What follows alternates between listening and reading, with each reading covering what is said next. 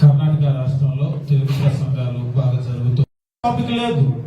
కాబట్టి క్రీస్తు ప్రభు దేవుడా కాదా అనేటువంటిది చాలా ముఖ్యమైనటువంటి టాపిక్. అది ఒకవేళ ముఖ్యం కాదు అనుకుంటే వాళ్ళు క్రైస్తవులుగా ఉండటానికి అర్హులు కాదు.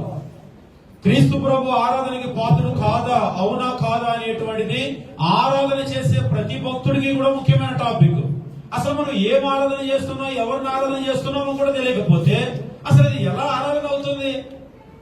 అది ఒక ఇంపార్టెంట్ టాపిక్ కాదని అంటున్నారు. They are not serious about their worship.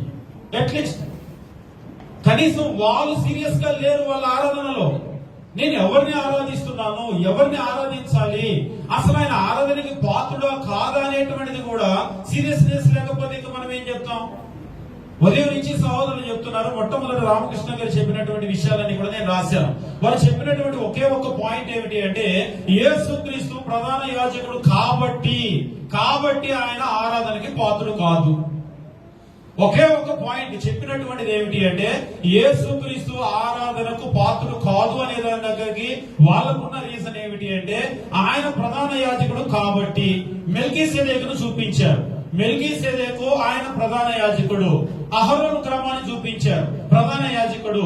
కాబట్టి ఈ క్రమాల్లో ఉన్నటువంటి ప్రధాన యాజకులు ఆరాధించబడలేదు. కాబట్టి క్రీస్తు ప్రభు కూడా ప్రధాన యాజకుడు అయితే ఆరాధించబడడు. But he's wrong.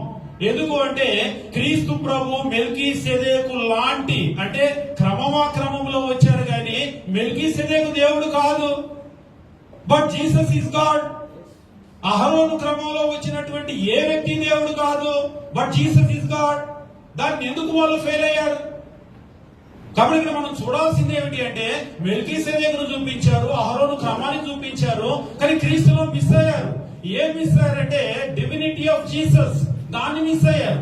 యేసు దేవుడు అని మీరు కనుక అంగీకరిస్తే వాళ్ళతో మీరు కంపేర్ చేయరు. ఆ విషయంలో అహరోను క్రమంలో దైవత్వం ఉన్న ఏ వ్యక్తి కూడా ప్రధాన యాజకుడుగా రాలేదు. కాబట్టి వాళ్ళు ఆరాధించబడలేదు. క్రీస్తు ప్రభుని మనం ఎందుకు ఆరాధించాలి అంటే, ఆ క్రమంలో వస్తే క్రమంలో వచ్చాడు కానీ క్రీస్తు దేవుడు. కాబట్టి క్రీస్తు ఆరాధనకి పాత్రుడు. హెబ్రీలకు రాసిన పత్రిక అంతా అనేక వచనాలు హెబ్రీ పత్రిక చూపించేటప్పుడు నాకు చాలా ఆశ్చర్యం వేసింది. రామకృష్ణ గారు ఇంత బాగా హెబ్రీ పత్రిక చూపిస్తున్నారు. అసలు హెబ్రీ పత్రిక యొక్క ఉద్దేశం ఏమిటి? రచయిత అసలు ఏం చూపించాలనుకున్నాడు? Supremacy of Jesus. యేసు ఎలా ఒక ఉన్నతమైనటువంటి వ్యక్తి, దేవదూతల కంటే ఉన్నతమైన వ్యక్తి, మోషే కంటే ఉన్నతమైన వ్యక్తి, యెహోషువ కంటే ఉన్నతమైన వ్యక్తి, పాత నిబంధనలో ఉన్నటువంటి మరే యాజకుడి కంటే ఉన్నతమైన వ్యక్తి అని ఆయన యొక్క ఔన్నత్యాన్ని చూపిస్తుంటే అదే రిఫరెన్స్ చూపించాడు పాత్రుడు కాదు అన్నారు. ఇంతకంటే హెబ్రీ పత్రిక మిస్ఇంటర్ప్రిట్ చేయడం ఏమైనా ఉంటుందా? అది కాదు, చెప్పినటువంటిది అది కాదు. కాబట్టి హెబ్రీ పత్రిక ప్రశ్నల సమయంలో అడగండి, నేను ఇక్కడే ఉంటాను.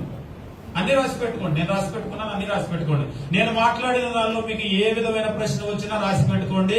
నేను ఎక్కడికి వెళ్ళను. ఇక్కడ సమాధానం చెప్పిన తర్వాతే విజయవాడ వెళ్తాను. ఈవేళ సమాధానం చెప్పడం అవ్వకపోతే నా ప్రయాణం రద్దు చేసుకుని ఉండి చెప్పి మరీ వెళ్తాను. నేనేం పారిపోను, ఇక్కడే ఉంటాను. అన్నిటికీ సమాధానం చెప్పి నేను వెళ్తాను. నేను చెప్పే ప్రతిదీ కూడా రాసి పెట్టుకోండి. నేను చెప్పే ప్రతిదానికి కూడా వచనాలు చూపిస్తాను. కాబట్టి హెబ్రీ పత్రిక ఇంతకంటే మిస్ఇంటర్ప్రిట్ చేయడం అనేటువంటిది నేను ఇంకా ఇంతవరకు చూడలేదు, ముఖ్యంగా క్రీస్తు సంఘాలు. కాబట్టి క్రీస్తు ప్రభు యొక్క దైవత్వం అనేటువంటిది చాలా చాలా చాలా ప్రాముఖ్యమైనటువంటి విషయం. ఆ తర్వాత మనకు సుధాకర్ గారు మాట్లాడుతూ చెప్తూ ఉన్నారు, అసలు ఇది ఇటువంటి బోధ ఎక్కడో ఆంధ్ర వైపు పుట్టి ఇటువైపు వచ్చిందని అన్నారు. ఆంధ్ర ఎప్పుడు పుట్టింది? అసలు ఆంధ్ర ఎప్పుడు పుట్టింది? స్వతంత్రం వచ్చేటప్పటికి ఆంధ్ర రాష్ట్రం లేదు, మెడ్రాస్ లో ఒక రాష్ట్రంగా ఉండేది. తర్వాత ఆంధ్ర పుట్టింది. క్రొత్త నిబంధన ఎప్పుడు పుట్టింది? అది ఆంధ్రలో పుట్టినటువంటి బోధ కాదండి. క్రీస్తు ప్రభు దైవత్వాన్ని గురించి, క్రీస్తు దేవుడు కాదు అనేటువంటి విషయాలు ఎప్పుడు పుట్టినాయో నేను చెప్తాను. దయచేసి అట్లీస్ట్ ఆసక్తి ఉన్నటువంటి వాళ్ళు మీరు నమోదు చేసుకోండి. క్రీస్తు ప్రభు దేవుడు కాదు అని చెప్పేటువంటి వాళ్ళు ఏ బేసిస్ మీద క్రీస్తు ప్రభు దేవుడు కాదు అని చెప్తున్నారు అనేటువంటి విషయాన్ని కనుక మనం గమనించినట్లయితే, క్రీస్తు ప్రభు దేవుడు కాదు అనేటువంటి విషయానికి చాలా ఆధారాలు వాళ్ళు చూపిస్తూ ఉంటారు. ఏమిటి ఆధారాలు వాళ్ళు చూపించేటువంటివి? ఎందుకు వాళ్ళు దేవుడు కాదు అంటున్నారు అని చెప్పేసి కనుక మనం చూసినట్లయితే, ఎందుకు వాళ్ళు అంగీకరించడం లేదు అని మనం గమనించినట్లయితే, వాళ్ళకు ఉన్నటువంటి రీజన్స్ ఏమిటి అంటే, వాళ్ళకి హిస్టారికల్ రీజన్స్ కొన్ని ఉన్నాయి, వాళ్ళకు ఇంటర్ప్రిటేషన్ లో ఉన్నటువంటి మిస్అండర్స్టాండింగ్ రీజన్స్ కొన్ని ఉన్నాయి, అదే విధంగా వాళ్ళకు థియలాజికల్ రీజన్స్ కూడా కొన్ని ఉన్నాయి. ఇవి ఎప్పుడు పుట్టినాయి అంటే ఈవేళ పుట్టినాయి కాదు, ఆంధ్ర పుట్టినప్పుడు పుట్టినాయి కాదు, ఇండియా పుట్టినప్పుడు పుట్టినాయి కాదు, ఎప్పుడో పుట్టినాయి. ఇంకా చెప్పాలి అంటే దీని రూట్స్ ముందు కనుక వెళ్ళినట్లయితే నైసియా సభ అని చెప్పేసి చదువుతూ ఉంటారు కదా, నైసియా సభ దీని కొరకే కూర్చున్నారు. ఈవేళ బెంగళూరులో ఎందుకు కూర్చున్నామో 325 ఏడీలో నైసియా సభలో కూర్చొని క్రీస్తు దైవత్వాన్ని గురించి మాట్లాడి ఒక తీర్మానం చేశారు. 325 ఏడి గూగుల్లో కొట్టి చూడండి. నైసియా సభ దేని గురించి కూర్చున్నారు? నైసియాలో అది ఇంపార్టెంట్ కాకపోతే కూర్చునే వాళ్ళు కాదు. ఈవేళ 2025 కూర్చోవడం కాదు, 325లో కూర్చున్నారు.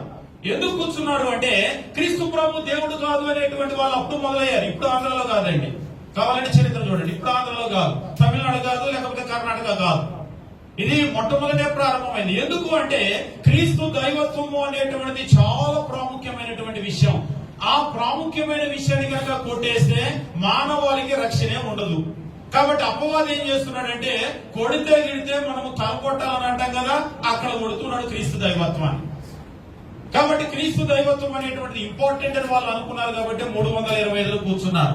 అందులో మనం కనుక గమనించినట్లయితే క్రీస్తు ప్రభుని ఎందుకు దేవుడు కాదు అని అంటున్నారంటే మొట్టమొదటి లేఖనాలను అపార్థం చేసుకోవటం. మనం గమనించేటప్పుడు కొన్ని లేఖనాలను ఏం చేస్తూ ఉన్నారంటే అపార్థం చేస్తూ ఉన్నారు. అపార్థం చేయటం వల్ల ఆయన దేవుడు కాదు అని వాళ్ళు అనుకుంటూ ఉన్నారు. చాలా వచనాలు ఇందాక చూపించిన హెబ్రీ పత్రిక దానికి ఒక మచ్చు తునక, అది దేవుడు కాదని చెప్పలేదు, ఆరాధనకి పాత్రుడు కాదు అనేది అపార్థం చేసినటువంటిది. కానీ హెబ్రీ గ్రంథకర్త అయితే అలా చెప్పలేదు. వాస్తవంగా బైబిల్లో మనం గమనించేటప్పుడు యేసు దేవుడు దేవుడు దేవుడు దేవుడు అనేటువంటి వచనాలు, ఆది యందు వాక్యం ఉండెను, వాక్యము దేవుని యొద్ద ఉండెను, వాక్యము దేవుడై ఉండెను అని ఉంది. యోహాను సువార్త 1:1-3 వచనాలు. అదే 1వ అధ్యాయం 14వ వచనము ఆ వాక్యము శరీరధారి అని అంటున్నాడు. ఏ వాక్యము? ఒక ఆయన అడిగితే అది ఏ వాక్యమో తెలియదు అంటున్నాడు. పోనీ నీకు తెలియకపోతే నువ్వు నోరు మూసుకొని ఉండాలి కదా మాట్లాడకుండా, మరి తెలియనోడు ఎందుకు మాట్లాడుతావు? యేసు దేవుడు కాదని చెప్తున్నాడు, అడిగితే తెలియదట. నేను చెప్పాను, నిద్రపోయే వాళ్ళని నువ్వు లేపొచ్చు కానీ నిద్రపోయినట్టు నటించే వాళ్ళని ఎవడో లేపలేడు. నువ్వు నటించవద్దు. పైనుంచి నువ్వు చదివినటువంటి నీకు 14వ వచనం ఎవరితో తెలియదా? ఆ వాక్యం ఏ వాక్యమో యోహాను ఏ వాక్యాన్ని గురించి 1:1-3లో రాశాడో ఆ వాక్యమే శరీరధారిగా వచ్చాడు. అంటే క్రీస్తు ప్రభు ఆయన దేవుడై ఉన్నాడు, వాక్యము దేవుడై ఉండేను. కానీ దీన్ని వాళ్ళు ఏం చేస్తున్నారంటే వక్రీకరించడాన్ని బట్టి, వాక్యం అయితే చాలా క్లియర్ గా ఉంది, యేసు దేవుడు అనేటువంటి విషయము చాలా క్లియర్ గా ఉంది. కానీ యేసు యొక్క దైవత్వాన్ని వక్రీకరిస్తూ ఉన్నారు. అందువల్ల ఆయన దేవుడు కాదు అని చెప్పేసి వాళ్ళు చెప్తూ ఉన్నారు. అంతే కదా, ఇందాక నేను చెప్పాను హిస్టారికల్ రీజన్స్ కూడా ఉన్నాయి. క్రీస్తు ప్రభు దేవుడు కాదు అనేటువంటిది ఎప్పుడో పుట్టినటువంటి బోధ. అలాగా పుట్టినటువంటి బోధ కొన్ని గ్రూపులు ఏం చేస్తూ ఉన్నారంటే వాళ్ళంతా కూడా, ఉదాహరణకి ఈ రోజు ఉన్నటువంటి యెహోవా సాక్షులు కావచ్చు, లేకపోతే మీరు ఇస్లాంలో కనుక చూసినట్లయితే వాళ్ళు కూడా యేసుక్రీస్తు యొక్క దైవత్వాన్ని అంగీకరించారు. వాళ్ళు ఏమంటారంటే just Jesus is a profit అంతే. ఆ ప్రాఫిట్ కూడా ఫైనల్ ప్రాఫిట్ కాదు. వాళ్ళు ఏం చెప్తూ ఉంటారంటే Muhammad is the final prophet of Allah. కాబట్టి చివరి ప్రాఫిట్ ఎవరు అంటే అల్లా. కనీసం ఆయన మహమ్మద్కి ఇచ్చినటువంటి ప్రాముఖ్యత కూడా ఇవ్వరు. కాబట్టి యేసుక్రీస్తు ఒక ప్రవక్త అంతే. ఆయన ప్రవక్త కానీ ప్రవక్త మాత్రమే కాదు, ఆయన ప్రధాన యాజకుడు కానీ ప్రధాన యాజకుడు మాత్రమే కాదు. అక్కడ మిస్ అవుతూ ఉన్నారు. అలా మిస్ అవ్వబట్టి వాళ్ళు అక్కడ ఉన్నారు. ఒకవేళ అదే విధంగా కనుక మిస్ అయినట్లయితే వీళ్ళకు కూడా ఇక్కడ కాదు స్థానం, వాళ్ళు అక్కడ ఉండవలసినటువంటి వాళ్ళు. యేసు దైవత్వాన్ని అంగీకరించకపోతే క్రైస్తవుడే కాదు. బేసికల్ గా నేను చెప్తూ ఉంటాను, మీరు పొందిన బాప్తిసమే కాదు, అసలు మీరు రక్షణ పొందలేదు. రక్షణ పొందాలంటే తండ్రి యొక్కయు కుమారుని యొక్కయు పరిశుద్ధాత్మ యొక్కయు నామంలో వారికి బాప్తిసం ఇచ్చు. నామం అంటే what does it mean? Authority, అధికారము. ఎవరి అధికారము? తండ్రి అధికారము, కుమారుని అధికారము, పరిశుద్ధాత్మ అధికారము. దేవుడే కాకపోతే అధికారం ఉంటుందా? కాబట్టి మీరు క్రీస్తు దైవత్వాన్ని అంగీకరించకపోతే, ఆయన అధికారాన్ని అంగీకరించకపోతే అసలు మీరు పొందిన బాప్తిసమే కాదు. మరలా మీరు మొదలు పెట్టాలి. మీరు మొదలు పెట్టామనుకుంటున్నారు, మొదలు పెట్టాలి. మీరు మరలా బాప్తిసం పొందాలి. మీరు ఇస్తారని అడిగారు. మీరు పొందాలంటే నేను ధారాళంగా ఇస్తానని చెప్పాను. ఎందుకంటే మీరు పొందిన బాప్తిసమే కాదు, మీరు అనుకుంటున్నారు, ఒక భ్రమలో ఉన్నారు. మీ రక్షణే కాదు, అసలు మీరు రక్షణ ప్రారంభించలేదు. ఆయన అధికారాన్ని అంగీకరించినటువంటి ఒక వ్యక్తికి రక్షణే లేదు. మరి ఇంతకాలం మేము పాడిన పాటలు, మేము తిన్నటువంటి రొట్టె ద్రాక్షరసం అన్నారు, నవిలి మింగారంతే. అంతకు మించి ఏమి కూడా లేదు.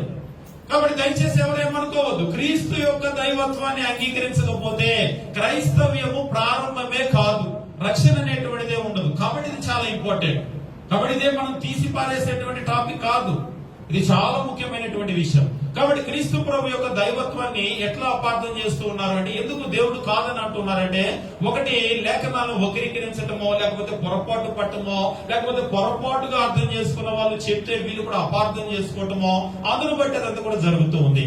అంతేకాదు మనం గమనించినప్పుడు ఈ థియాలజీలో కూడా వేరే వేరే వ్యూస్ అనేటువంటి ఉన్నాయి. ఇస్లాం వాళ్ళకి క్రీస్తుని గురించి ఒక వ్యూ ఉంది, జెహోవా విట్నెస్ వాళ్ళని చూసినప్పుడు వాళ్ళకు ఒక వ్యూ ఉంది.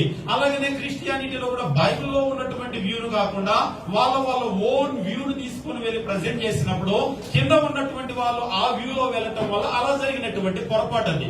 కాబట్టి థియాలజీలో వేరు వేరుగా చెప్పడాన్ని బట్టి ఇవన్నీ కూడా వచ్చినాయి.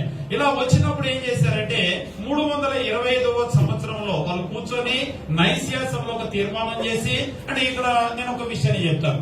మన సుధాకర్ గారు కూడా చెప్పినటువంటి విషయం ఏంటంటే, నేను రాసి పెట్టుకున్న క్వశ్చన్, యేసుక్రీస్తు భూమి మీదకు వచ్చినప్పుడు శరీరధారిగా దైవత్వాన్ని విడిచిపెట్టి వచ్చారు. నేను అలాంటి వాళ్ళని చాలా సార్లు అడిగాను.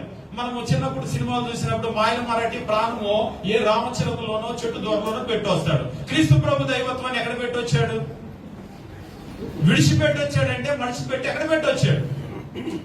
నేను మనిషిని, బెంగళూరు వచ్చినప్పుడు నేను మనిషినే, విజయవాడ అయితే నేను మనిషినే, అమెరికా అయితే నేను మనిషినే. మనిషి అనేటువంటిది నా నేచర్, నా స్వభావము. దాన్ని నేను వదిలిపెట్టడానికి లేదు.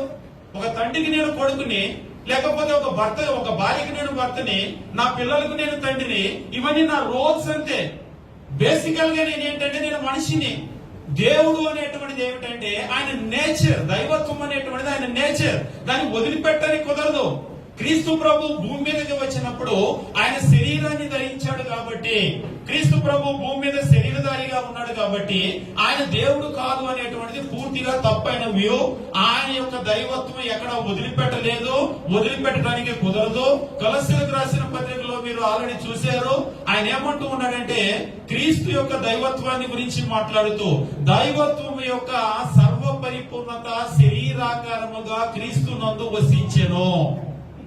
దైవత్వం యొక్క సర్వ పరిపూర్ణత శరీరాకారముగా అంటే ఆయన మనిషిగా ఉన్నప్పుడు, రక్త మాంసములు కలిగిన శరీరములో ఉన్నప్పుడు ఆయన 100% మనిషి, 100% దేవుడు. ఈ మాట నాకు వాక్యం చెప్పినటువంటి మా పెద్ద ఆయన కంటే యు ఆర్ రాంగ్, 200% అనేది మ్యాథమెటికల్ గా రాంగ్ అని అన్నాడు. నేను చెప్పాను, మ్యాథమెటికల్ గా ఒకవేళ రాంగ్ కావచ్చు కానీ బిబ్లికల్ గా ఇట్ ఈస్ కరెక్ట్. నేను వచనా చూపిస్తాను, చెప్పండి. ఎలాగంటే క్రీస్తు ప్రభు శరీరములో ఉన్నప్పుడు ఆయన మనవలే అన్ని విషయములలో శోధింపబడినాడు. హెబ్రీ గ్రంథకర్త చెప్తూ ఉన్నాడు. ఇక్కడ నేను మనవలే అన్ని విషయములలో అంటే శరీరం విషయంలో ఒకవేళ మ్యాథమెటికల్ గా చెప్పాలి అంటే 100% ఆయన మానవుడు. మనకలాగా ఆకలి ఉంది, దప్పిక ఉంది, మనకలాగా అలసట ఉంది, ఎవ్రీథింగ్ మనకు ఎలాగా ఉందో అలాగా ఉంది. 100% ఆయన మానవుడు. అదే సందర్భంలో శరీరంలో ఉన్నప్పుడు 100% ఆయన దేవుడు. ఎలా దేవుడు? దేవుడుగా ఉండి ఆయన చేసినటువంటి విషయం ఏమిటి? ప్రవక్తలు కూడా చేశారు, బాగు చేయడం ప్రవక్తలు కూడా చేశారు. ముఖ్యమైన విషయం ఏమిటంటే, క్రీస్తు ప్రభు కుమారుడా నీ పాపాలు క్షమించబడి ఉన్నాయి, నీ పరిపెత్తుకొని వెళ్ళిపో అన్నాడు. దేవుడికే తప్ప పాపములు క్షమించడానికి మానవులకు అధికారం లేదు కదా, ఏ ప్రవక్తకి లేదు, ఎవరికి కూడా లేదు. పాపాలు క్షమించగలిగిన ఏకైక వ్యక్తి ఎవరు అంటే దేవుడు మాత్రమే. కాబట్టి ఈయన భూమి మీద ఉన్నప్పుడు పాపాలు క్షమించాడు అంటే ఈయన దేవుడా? అవును, 100% దేవుడే. పోనీ కొలస్సీలకు రాసినటువంటి పత్రిక అక్కడ చెప్తూ ఉన్నాడు, దైవత్వం యొక్క సర్వ పరిపూర్ణత శరీరాకారముగా క్రీస్తునందు వసించెను. ఈ వచనం చదివినప్పుడు ఆయన శరీరములో ఉన్నప్పుడు 100% దేవుడు అని నాకు అర్థమైంది. అంటే మ్యాథమెటికల్ గా ఒకవేళ పర్సెంటేజ్ ఇవ్వాలి అంటే. కాబట్టి ఈ రెండింటిని బట్టి నేనే కన్క్లూజన్ కి వచ్చాను అంటే, భూమి మీద క్రీస్తు ఉన్నప్పుడు 100% ఆయన మానవుడు, 100% ఆయన దేవుడు. నేనేమన్నా తప్పు చేస్తే నన్ను కరెక్ట్ చేయండి అని అన్నా. 2 వచనాలు కరెక్టే. మరి దీన్ని బట్టి నేనేమన్నాను? 100% మానవుడు, 100% ఆయన దేవుడు. అంతేగాని దైవత్వం ఎక్కడో మనిషి పెట్టి రాలేదు, అలా కుదరదు కూడా. ఆ నేచర్ ఎక్కడ వదిలిపెట్టడానికి లేదు. కాబట్టి మనం గమనించవలసింది ఏంటంటే మొట్టమొదటి విషయము యేసుక్రీస్తు దేవుడు దేవుడు దేవుడు. ఇక్కడ చాలా మంది క్రీస్తును పొరపాటు చేసుకునేటువంటి ఒక పెద్ద విషయం ఏమిటి అంటే క్రీస్తు ప్రభువుని చాలా చాలా కొద్ది పరిధిలో చూస్తూ ఉన్నారు. ఏమిటా పరిధి అంటే, ఒకవేళ మీరు ఆసక్తి ఉంటే భూమి పుట్టక మునుపు క్రీస్తు ఎలా ఉన్నాడో చూడండి. లోకం పుట్టక మునుపు నీ యొద్ద నాకు ఏ మహిమై ఉన్నదో. లోకం పుట్టక మునుపు తండ్రి ఉన్నాడు, కుమారుడు ఉన్నాడు, పరిశుద్ధాత్మ ఉన్నాడు. ఎట్లా ఉన్నాడు అప్పుడు ఆయనకి అప్పుడు రక్త మాంసములు కలిగిన శరీరం లేదు. కాబట్టి ఆయన తండ్రితో కూడా ఉన్నాడు. ఆ తర్వాత లోకాన్ని సృజించేటప్పుడు ఆయన ఎలా ఉన్నాడు? సమస్తము ఆయన మూలంగా కలిగి ఉన్నది ఆయన లేకుండా కలగలేదు. ఇస్ అ క్రియేటర్, ఆయన సృష్టికర్త. ఆయన సృష్టించిన తర్వాత పాత నిబంధన కాలంలో క్రీస్తు ఎలా ఉన్నాడు? ఆ తర్వాత భూమి మీదకి వచ్చినప్పుడు మరియ గర్భంలో వచ్చినప్పుడు క్రీస్తు ఎలా ఉన్నాడు? ఈ ప్రపంచానికి తెలిసినటువంటి క్రీస్తు ఎవరు అంటే, ఈ రోజు యేసు క్రీస్తు దేవుడు కాదు, ఆరాధనకు పాత్రుడు కాదు అనేటువంటి వాళ్ళు మాట్లాడేటువంటి వాళ్ళకి తెలిసిన క్రీస్తు ఎవరంటే శరీరంలో వచ్చిన క్రీస్తు. శరీరంలో వచ్చిన క్రీస్తు. ఆయన శరీరంలో ఉన్నాడు కాబట్టి ఇందాక యోహాను సువార్త సుధాకర్ గారు చూపించారు 4వ అధ్యాయంలో ఆయన ఆరాధికుడు అని. అవును, ఆయన ఆరాధికుడు. ఎప్పుడు ఆరాధికుడు? ఆయన పరలోకంలో ఉన్నప్పుడు, లోకం పుట్టక మునుపు ఆరాధికుడా? ఎప్పుడు ఆరాధికుడు ఆయన భూమి మీద పాత నిబంధన కాలంలో ఉన్నప్పుడు ఆరాధికుడా? పాత నిబంధన కాలంలో ఆరాధికుడా? శరీరంలో రాకముందు ఆయన ఆరాధికుడిగా ఉన్నాడా? లేడు. ఆయన ఎప్పుడు ఆరాధికుడు? ఒక యూదునిగా భూమి మీద రక్త మాంసములు కలిగిన శరీరంలో వచ్చినప్పుడు ధర్మశాస్త్రాన్ని ఆయన నెరవేర్చాలి అంటే ఏం చేసి తీరాలి? అందుకే ఆయన పుట్టినప్పుడు ఆయన 8వ రోజు సున్నతి చేయించబడ్డాడు. అందుకే ఆయన యెరూషలేముకు వెళ్ళాడు. అందుకే ఒక యూదుడు ఎలాగైతే చేస్తాడో అలాగే ఆయన చేశాడు. ఎందుకు చేశాడు? ధర్మశాస్త్రాన్ని నెరవేర్చడానికి గాని ఆయనకు దైవత్వం లేనటువంటి ఒక కామన్ మ్యాన్ అని కాదు. అలా చేయకపోతే ఆయన ధర్మశాస్త్రాన్ని మీరినవాడు అవుతాడు. ఆ తరువాత ఆయన శిలువలో మరణించాడు. ఆయన రోల్ అది. మరణించిన తర్వాత మరలా ఏమైపోయాడు ఆయన? ఇప్పుడున్న ఆయనకి రక్త మాంసములు కలిగిన శరీరము బైబిల్ చాలా క్లియర్ గా చెప్తుంది. ఆయన ఆరోహణం అయిపోయిన తర్వాత ఎక్కడికి వెళ్ళాడు? పరలోకానికి వెళ్లి తండ్రి కుడి పార్శ్వమున ఆయన కూర్చున్నాడు. ఇప్పుడు ఎక్కడికి వెళ్ళాడు? ఆయన ఆరాధికుడుగా ఉన్నాడా? ఆదివారం మనతో కూర్చొని ఆయన పాటలు పాడతాడంట, మనతో కూర్చొని ప్రార్థన చేస్తాడట, మనతో కూర్చొని రొట్టె ద్రాక్షరసం తీసుకొని మనతో కూర్చొని సందా కూడా వేస్తాడని అడిగాడు. మనం మాట్లాడేదానికి ఒక సెన్స్ అనేది ఉండాలి కదా. వచ్చి నువ్వు ఎంతవరకు ఇంటర్ప్రిట్ చేయాలో అంతవరకే ఇంటర్ప్రిట్ చేయాలి. లా ఆఫ్ ఇంటర్ప్రిటేషన్ అని ఉంటుంది. దాన్ని దాటి మనం వెళ్ళిపోకూడదు. ఎవరో ఏదో చెప్పారని మనం దాన్ని రాసేసుకునే నోట్స్ లో మరలా మనం ప్రజెంట్ చేయడం కాదు. రిప్రజెంట్ చేసే ముందు దాన్ని లేఖనానుసారంగా ఉందా లేదో చూడాలి. క్రీస్తు ప్రభు ఆరోహణమై పైకి వెళ్ళిపోయిన తర్వాత ఆయన ఆరాధికుడు అనేటువంటిది ఇప్పుడు మీరు రుజువు చేయండి. ఎక్కడైనా బైబిల్లో చూస్తే మీరు వచనాలు చూడండి. ఇప్పుడు ఆయన ఆరాధిస్తున్నాడు అనేటువంటిది 2 వచనాలు చూపించారు. ఆయన సమాజంలో నిన్ను గూర్చి గానము చేయొచ్చు. సమాజం అంటే ఏ సమాజం? కొత్త నిబంధన సంఘం అనే సమాజమా? ఇక్కడ కూర్చొని గానం చేస్తున్నాడా? వాళ్ళు చెప్పింది అదే. దీన్ని బేస్ చేసుకునే ఆయన మనతో పాటు ప్రార్థన చేస్తాడు, మనతో పాటు పాట పాడతాడు, మనతో పాటు వాక్యం వింటాడు, మనతో పాటు లార్డ్ సప్పర్. నేను అడిగాను, మనతో పాటు లార్డ్ సప్పర్ తీసుకొని నేనంటే నువ్వంటే క్రీస్తు యొక్క మరణాన్ని మనం జ్ఞాపకం చేసుకుంటున్నాం. క్రీస్తు ఎవరు జ్ఞాపకం చేసుకుంటున్నాడు? ఆయనే జ్ఞాపకం చేసుకుంటున్నాడా? ఏంటిది ఫూలిష్నెస్? అసలు ఆలోచన చేయాలి కదా. ఆయన ఎవరిని జ్ఞాపకం చేసుకుంటాడు అంటే నేను ఆరాధన చేస్తున్నాను కాబట్టి ఆయన నాకులాగానే. ఒక ఆయన అన్నాడు, ఆయన నాకులాగా సమానుడు, ఆయన నా అన్నంతే, నాకంటే ఎక్కువ కాదు తక్కువ కాదు అన్నాడు. You are very very wrong. నీకంటే ఎక్కువ కాకపోతే తక్కువ కాకపోతే నువ్వే సిలువ ఎక్కువ. నువ్వు సమానంగా ఆయనతో, మరి ఆయన ఎందుకు ఎక్కడ? నువ్వు కూడా ఎక్కువ సమానం కదా. నువ్వు ఏ పాపం లేనివాడివి కదా. కాబట్టి ఎలాంటి వ్యూలో వెళ్ళిపోతున్నారో చూడండి. పూర్తిగా ఏంటంటే లేఖనాలను విడిచిపెట్టి వెళ్ళిపోయినటువంటి పరిస్థితులు. కాబట్టి క్రీస్తు ప్రభు దేవుడు, దాన్ని ఎవరు కూడా కాదనలేరు. కాదన్న వాళ్ళు మొదలు పెట్టినప్పుడు 325వ సంవత్సరంలో నైసియాలో ఒక సభ కూర్చొని క్రీస్తు ప్రభు యొక్క దైవత్వాన్ని ఎవరు కూడా కాదనడానికి లేదు. ఆయన శరీరధారిగా వచ్చాడు కానీ 100% ఆయన మానవుడు. But at the same time ఆయన 100% ఆయన దేవుడు. ఈ యూనిక్నెస్ ప్రపంచంలో ఎవరికి కూడా లేదు, ఏ ప్రవక్తకి కూడా లేదు. ఇదాక చెప్పినట్లుగా ఒకవేళ కుంటి వాళ్ళని బాగు చేశారు, గుడ్డి వాళ్ళని బాగు చేశారు, చనిపోయిన వాళ్ళని కూడా లేపారు, దేవుని యొక్క వాక్యాన్ని ప్రకటించారు. కానీ దేవుడుగా ఈ కార్యాలు చేసిన వాళ్ళు ఎవరు కూడా లేరు. ఈ రోజు ప్రపంచానికి పెద్ద అడ్డుబండి ఏమిటి అంటే భూమి మీద ఆయన దేవుడుగా వచ్చి కార్యాలు చేసేసరికి అది వాళ్ళకి అర్థం కావటం లేదు. ప్రధానమైన సమస్య ఏంటంటే ఆయన దేవుడుగా వచ్చి కార్యాలు చేశాడు కాబట్టి అర్థం కావట్లేదు. ఇక ఇప్పుడు ఏమంటున్నారంటే big god small god theory. ఆయన పైన పరలోకంలో కూర్చున్నాడు కాబట్టి బిగ్ గాడ్, కిందకి దిగి వచ్చాడు కాబట్టి స్మాల్ గాడ్, ఆరాధించిన ఆరాధికుడు కాబట్టి స్మాల్ గాడ్. మీరు ఎప్పుడు కూడా ఇందాక సోదరులు ప్రశాంత్ గారు చెప్పారు, రేస్ దయచేసి పెట్టకండి దేవుని విషయం. తండ్రికి కుమారునికి పరిశుద్ధాత్మ అంటే పరిశుద్ధాత్మ తేలేదు, ఇంకా ఇంకోటి చేయలేదు, వీళ్ళిద్దరికీ రేస్ పెట్టారు. సోదరులు చెప్పారు ఆయన వదిలిపెట్టారు ఎందుకు ఆయన కూడా దేమని. అలాంటి రేసులు పెట్టొద్దు దయచేసి. అలాంటి రేసులు వాళ్ళకి లేవు. వాళ్ళు చాలా ఐక్యంగా ఉన్నారు. అసలు ఐక్యత అనేటువంటిది దేవుని దగ్గర నేర్చుకోవాలి. నా శరీరం ఎంత ఐక్యంగా ఉంటుందంటే, నేను ఒక రన్నింగ్ రేస్ లో పరిగెత్తాను అనుకోండి, పరిగెత్తితే నాకు ఒక కప్పు ఇస్తారు, నేను కప్పు దగ్గరకు వస్తాను. లేదంటే ఒక దండ వేస్తారు, నా దండ తీసి నా మెడకేస్తారు. నా కాలు పైకి ఎత్తమని అడగరు. కాలు పైకి ఎత్తని మీ కాలు బాగా పరిగెత్తి దండేస్తా అన్నారు అంటే అది ఫూలిష్నెస్. పరిగెత్తింది నా కాళ్ళు అయితే దండేయటం నా మెడకేంటి? యూనిటీ, బాడీలో ఉన్నటువంటి యూనిటీ.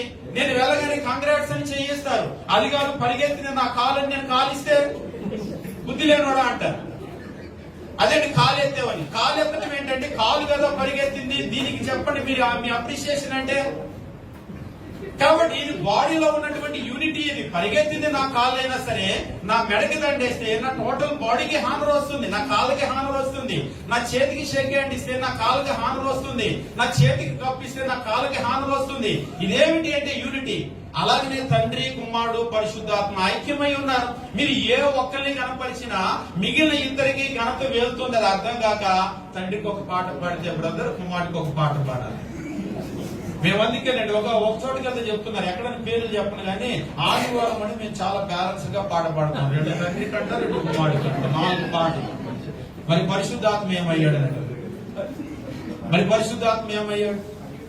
నేను చెప్పాను 2 పాటలు మీరు తండ్రికి పాడి 1 పాట కుమారుడికి పాడితే కుమారుడు ఏమనుకోడు. క్రీస్తు ప్రభు చెప్పాడు, నన్ను గణపరిచిన వాడు తండ్రిని గణపరిచిన వాడు అని అన్నాడు. నన్ను నిరాకరిస్తే తండ్రిని నిరాకరించినట్లేనా అన్నాడు.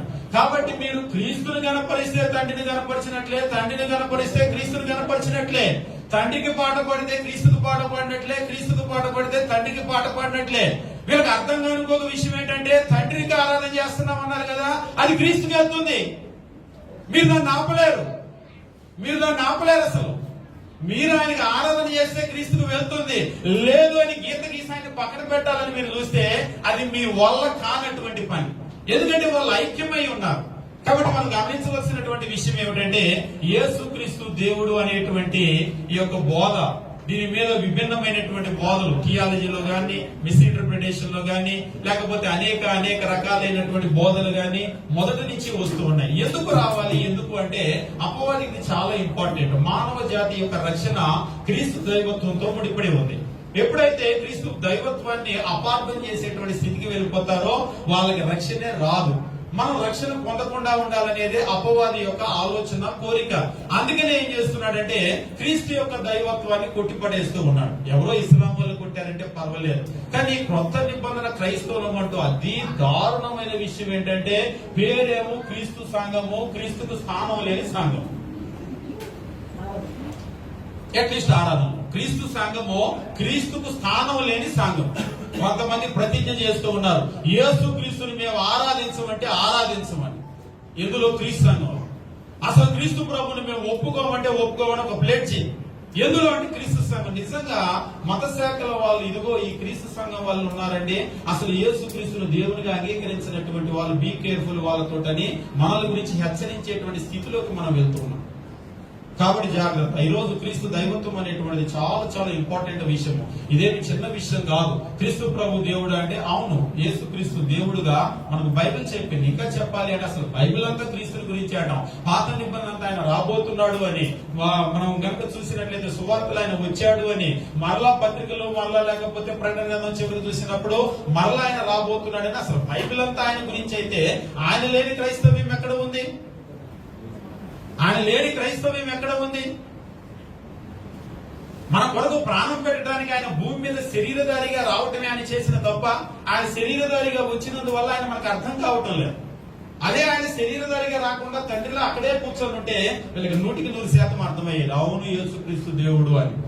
ఎందుకు అర్థం కావట్లేదంటే శరీరంలో వచ్చాడు కాబట్టి ఆయన స్మాల్ గాడ్ అయ్యాడు, అక్కడ ఉన్నాడు కాబట్టి బిగ్ గాడ్ అయ్యాడు అని చెప్పేసి అంటూ ఉన్నారు. కానీ మనం గమనించవలసిన విషయం ఏమిటంటే, మొట్టమొదటి విషయము యేసుక్రీస్తు యేసుక్రీస్తు దైవత్వాన్ని గురించినటువంటి విషయాలు ఇప్పుడు కాదు, అపార్థం చేయటం అనేటువంటిది మొదటి నుంచే ప్రారంభమైంది. అపవాది అక్కడి నుంచే కొట్టాడు. మీరు మొదటి శతాబ్దంలో ఉన్నటువంటి క్రైస్తవుల మధ్యలో కూడా క్రీస్తు దైవత్వాన్ని గురించినటువంటి వాగ్వాదాలు ఉన్నాయంటే ఉన్నాయి, లేవని ఎవరండి అంతే ఉన్నాయి. ఆంధ్రలో పుట్టలేదు, ఆంధ్ర పుట్టక ముందే పుట్టింది. అసలు క్రీస్తు ప్రభువుని సిలువేయటానికి కారణం ఏంటి? యేసుక్రీస్తుని సిలువెందుకు వేశారు? ఆయన ఎక్కడైనా నేను దేవుడు అని చెప్పుకున్నాడా అని చెప్పేసి ఒక ప్రశ్న అడుగుతారు. ఇది ఒక పెద్ద ప్రశ్న. కొంతమంది ఇప్పుడు ఇస్లాం వాళ్ళు అడుగుతారు, యేసుక్రీస్తు never claimed that he is God. ఆయన ఎప్పుడు కూడా తను దేవుడు అని చెప్పుకోలేదు. మీకు అర్థం కాలేదేమో, ఆయన దేవుడు అని నేరుగా చెప్పాడు. అబ్రహాము పుట్టక మునిపే నేను ఉన్నాను. అయాం అనేటువంటిది ఏమిటి? యావే. హీబ్రూలో కనుక చూసినట్లయితే నోటితో కూడా ఉచ్చరింపు యావే అనేటువంటి మాటకు అర్థం ఏమిటి? అయాం దట్ అయాం, నేను ఉన్నవాడను. అయాం యూదులకు తెలుసు, అయాం అనగానే నేను దేవుడు. యేసుక్రీస్తు తన గురించి ఏం చెప్పుకున్నాడంటే, అబ్రహాము పుట్టక మునిపే నేను ఉన్నాను, అయాం. ఆ మాట వినేసరికి ఏంటి ఈయన దేవుడు అని చెప్పుకుంటాడా అని ఆయన చంపడానికి రాళ్ళు ఎత్తారు. వాళ్ళకి బాగానే అర్థమైంది, ఆయన చెప్పింది ఆయన దేవుడు అని చెప్పుకున్నాడు. ఆయన చెప్పుకున్నాడు అన్న సంగతి వాళ్ళకి అర్థమైంది కాబట్టి రాళ్ళు ఎత్తారు. మీకు అర్థం కాలేదు కాబట్టి మీరు ఇట్లా ఉన్నారు. యూదులకు బాగానే అర్థమైంది ఆయన దేవుడు అని చెప్పుకున్నాడు. దేవుడి గురించి మీరు క్రీస్తు గురించి కనుక చూసినట్లయితే మొదటి శతాబ్దంలో బైబిల్ చాలా ఎక్కువగా కనబడుతూ ఉంటుంది. ఆయన దేవుని కుమారుడు అని చెప్పేసి అంటూ ఉంటారు కదా. అసలు దేవుని కుమారుడు అంటే అర్థం ఏంటి? దేవుని కుమారుడు అంటే అర్థం ఏమిటి? ఎవరి దేవుడు కుమారుడు అని చెప్పేసి అంటారు? మన బైబిల్ చదువుతూ ఉంటాం కదా, అక్కడ దేవుని కుమారుడు అని చెప్పేసి ఎవరిని అంటారు? మన బైబిల్లో చూసేటప్పుడు దేవుని కుమారుడు అనేటువంటి దానికి ఇజ్రాయేలీని దేవుని బిడ్డలని చెప్పేసి అన్నారు. ఇజ్రాయేల్ కనుక చూసినట్లయితే దేవుని బిడ్డలని చెప్పేసి అన్నారు. అంతేకాదు మనం కనుక గమనించినట్లయితే ఆ మెస్సియా అంటే దావీదు వంశంలో నుంచి వచ్చేటువంటి ఆ రాజును కూడా దేవుని కుమారుడు రాబోతున్నాడు అని చెప్పేసి అన్నారు. అంతేకాదు పరిశుద్ధుడైనటువంటి ఒక వ్యక్తి ఉంటే కూడా దేవుని కుమారుడు అని చెప్పేసి అంటారు. పరిశుద్ధుడైనటువంటి ఒక వ్యక్తి ఉంటే కూడా మనము నరుల కుమార్తెలు దేవుని కుమారులు అని చెప్పేసి మనము ఆదికాండంలో చూస్తూ ఉంటాం. నరుల కుమార్తెలు చక్కని వారిని చూసి ఎవరు దేవుని కుమారులని పైనుంచి దిగి వచ్చారేమో అనుకుంటారు. మొదటి దేవదూతలు నేను చెప్పాను, పైనుంచి దిగి వచ్చిన వాళ్ళు పెళ్లి చేసుకోవడానికి మగ శరీరం ఉండదు, ఆడ శరీరం ఉండదు. అసలు వాళ్ళు ఎందుకు చేసుకోవాలి పెళ్లి? కాబట్టి మ్యారేజ్ అని ఎప్పుడైతే చెప్పాడో, ఫిజికల్ మ్యారేజ్ అని ఎప్పుడైతే చెప్పాడో అది ఫిజికల్ బాడీ ఉంటేనే సాధ్యమవుతుంది, ఏజెన్స్ కానే కాదు. కాబట్టి అక్కడ దేవుని కుమారులని ఎవరన్నారంటే ఎవరైతే దేవుని యందు భయభక్తులు కలిగినటువంటి వాళ్ళు ఉన్నారో వాళ్ళని దేవుని కుమారులని అంటున్నారు. ఇంకొక ముఖ్యమైనటువంటి విషయం ఏమిటంటే దేవుని కుమారుడు అనేటువంటి మాట ఎవరికి ఉపయోగిస్తారు అంటే దేవునితో సమానంగా ఉన్నటువంటి ఆ స్థాయికి ఉపయోగిస్తారు. మీరు బైబిల్లో చూడండి, దేవుని కుమారుడు అని ఆయన చెప్పుకున్న దాన్ని బట్టి క్రీస్తును సిలువ వేయటానికి తీసుకుని వెళ్ళారు. ఇది దేవదూషణ అని అన్నారు. ఎందుకు దేవదూషణ? దేవుని కుమారుడు అంటే దేవదూషణ ఎలా అవుతుంది? ఇజ్రాయేలీలందరూ మేము దేవుని బిడ్డలం అంటున్నారు కదా, ఇది దేవదూషణ కాలేదా? ఇజ్రాయేలీలందరూ కూడా వాళ్ళు ఏం చెప్పుకుంటున్నారు? మేము దేవుని బిడ్డలం అని చెప్పుకుంటున్నారు. సన్ ఆఫ్ గాడ్ వాళ్ళు చెప్పుకునేటువంటి సన్ ఆఫ్ గాడ్ అంటున్నారు. మరి యేసుక్రీస్తు కూడా నేను సన్ ఆఫ్ గాడ్ అని అన్నాడు. మరి దేవదూషణ ఎలా అవుతుంది? వాళ్ళు మేము దేవుని బిడ్డలం అంటే దేవదూషణ కాకపోతే యేసు నేను దేవుని కుమారుడు అంటే దేవదూషణ ఎలా అయింది? వాళ్ళు చెప్పిన అర్థంలో చెప్పలేదేనా, ఈయన వేరే అర్థంలో చెప్పాడు. ఏ అర్థంలో చెప్పాడు ఆయన? మనం గమనించేటప్పుడు ఆయన చెప్పినటువంటి అర్థాన్ని కనుక చూసినట్లయితే ఆయన ఎట్లా చెప్పాడు అనేటువంటి విషయాన్ని మనం చూసినప్పుడు క్రీస్తు ప్రభుని సిలువ వేసేటువంటి సందర్భంలో మనం గమనిస్తూ ఉంటాం. లూకాసు వార్త 22వ అధ్యాయము మనం గమనించినప్పుడు లూకాసు వార్త 22వ అధ్యాయము 70వ వచనము మనం చదువుకున్నట్లయితే దేవుని వాక్యం రీతిగా తెలియజేస్తూ ఉంటాడు. చదువుకుందాం. లూకాసు వార్త 22వ అధ్యాయము 70వ వచనము. అందుకు వారందరూ అట్లయితే నీవు దేవుని కుమారుడవా అని అడగగా ఆయన మీరన్నట్టు నేనే ఆయనని వారితో చెప్పెను. వాళ్ళు అడుగుతూ ఉన్నారు. Then they all said, Are you then the son of God? అలా అయితే నువ్వు దేవుని కుమారుడా ఆయన చెప్పాడు, you rightly say that I am. మీరు అన్నట్టే నేను దేవుని కుమారుడిని. ఆశ్చర్యపోయారు, ఇతను దేవుని కుమారుడు, నువ్వు దేవుని కుమారుడు, నువ్వు దేవుని కుమారుడు. అవును, వీళ్ళు ఇప్పుడు కొత్తగా ఆశ్చర్యపోవటం ఏంటి? ఇజ్రాయెల్ ఎప్పటి నుంచో చెబుతున్నారుగా మేము దేవుని బిడ్డలమని. ఇవాళ కొత్తగా వాళ్ళు ఎందుకు ఆశ్చర్యపోయారు అంటే వాళ్ళు చెప్పిన అర్థంలో ఈయన చెప్పలేదు. ఈయన ఏ అర్థంలో చెప్పాడు? నీవు దేవుని కుమారుడు అంటే ఈయన చెప్పినటువంటి అర్థం ఏమిటి అంటే యోహాను సువార్త 19వ అధ్యాయము 7వ వచనం మనం గమనించేటప్పుడు ఇక్కడ కూడా ఈ విషయాన్ని తెలియజేస్తూ ఉంటాడు. యోహాను సువార్త 19వ అధ్యాయము 7వ వచనం మనం గమనించినప్పుడు, అందుకు యూదులు మాకు ఒక నియమము కలదు, తాను దేవుని కుమారుడని ఇతడు చెప్పుకొనేను గనుక ఆ నియమము చొప్పున ఇతడు చావవలెను అని అతనితో చెప్పింది. అయ్యా, మాకు ఒక నియమం ఉంది, ఇదిగో ఈయనేమో దేవుని కుమారుడు అని చెప్తున్నాడు కాబట్టి ఆయన అలా చెప్పాడు కాబట్టి ఆయన చావాలి. అవును, మరణ శిక్ష ఎవరికి విధిస్తారు? దైవ దూషణ. అవును, ఈయన దేవుడిని దూషించాడు అంటే దేవుడిని దూషించాడు, ఏం ఆయన బూతు మాట అన్నాడా? మరి ఆయన చెప్పినటువంటి ఆ యొక్క తప్పు మాట ఏంటి? అప్పుడు ఆ దైవ దూషణ ఏమిటి? నేను దేవుని కుమారుడు అని చెప్పాడు.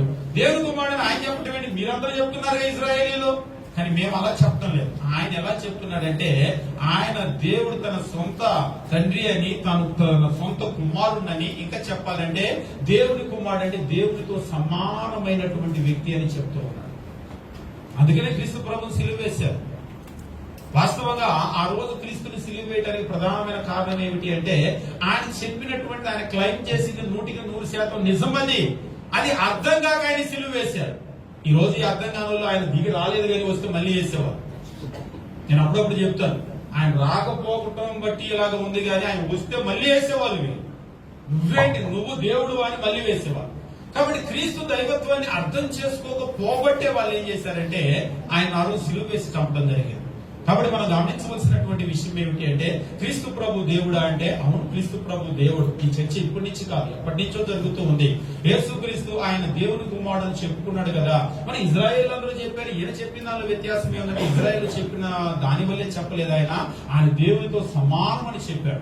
యేసు క్రీస్తు నేను అబ్రహాము పుట్టక మునిపే ఉన్నాను, అయామ్ అని చెప్పాడు. అంటే ఈ అయామ్ అనేటువంటిది యావే అన్నమాట. ఆయన యావే అని చెప్పాడు, నేను యావేని అని చెప్పాడు.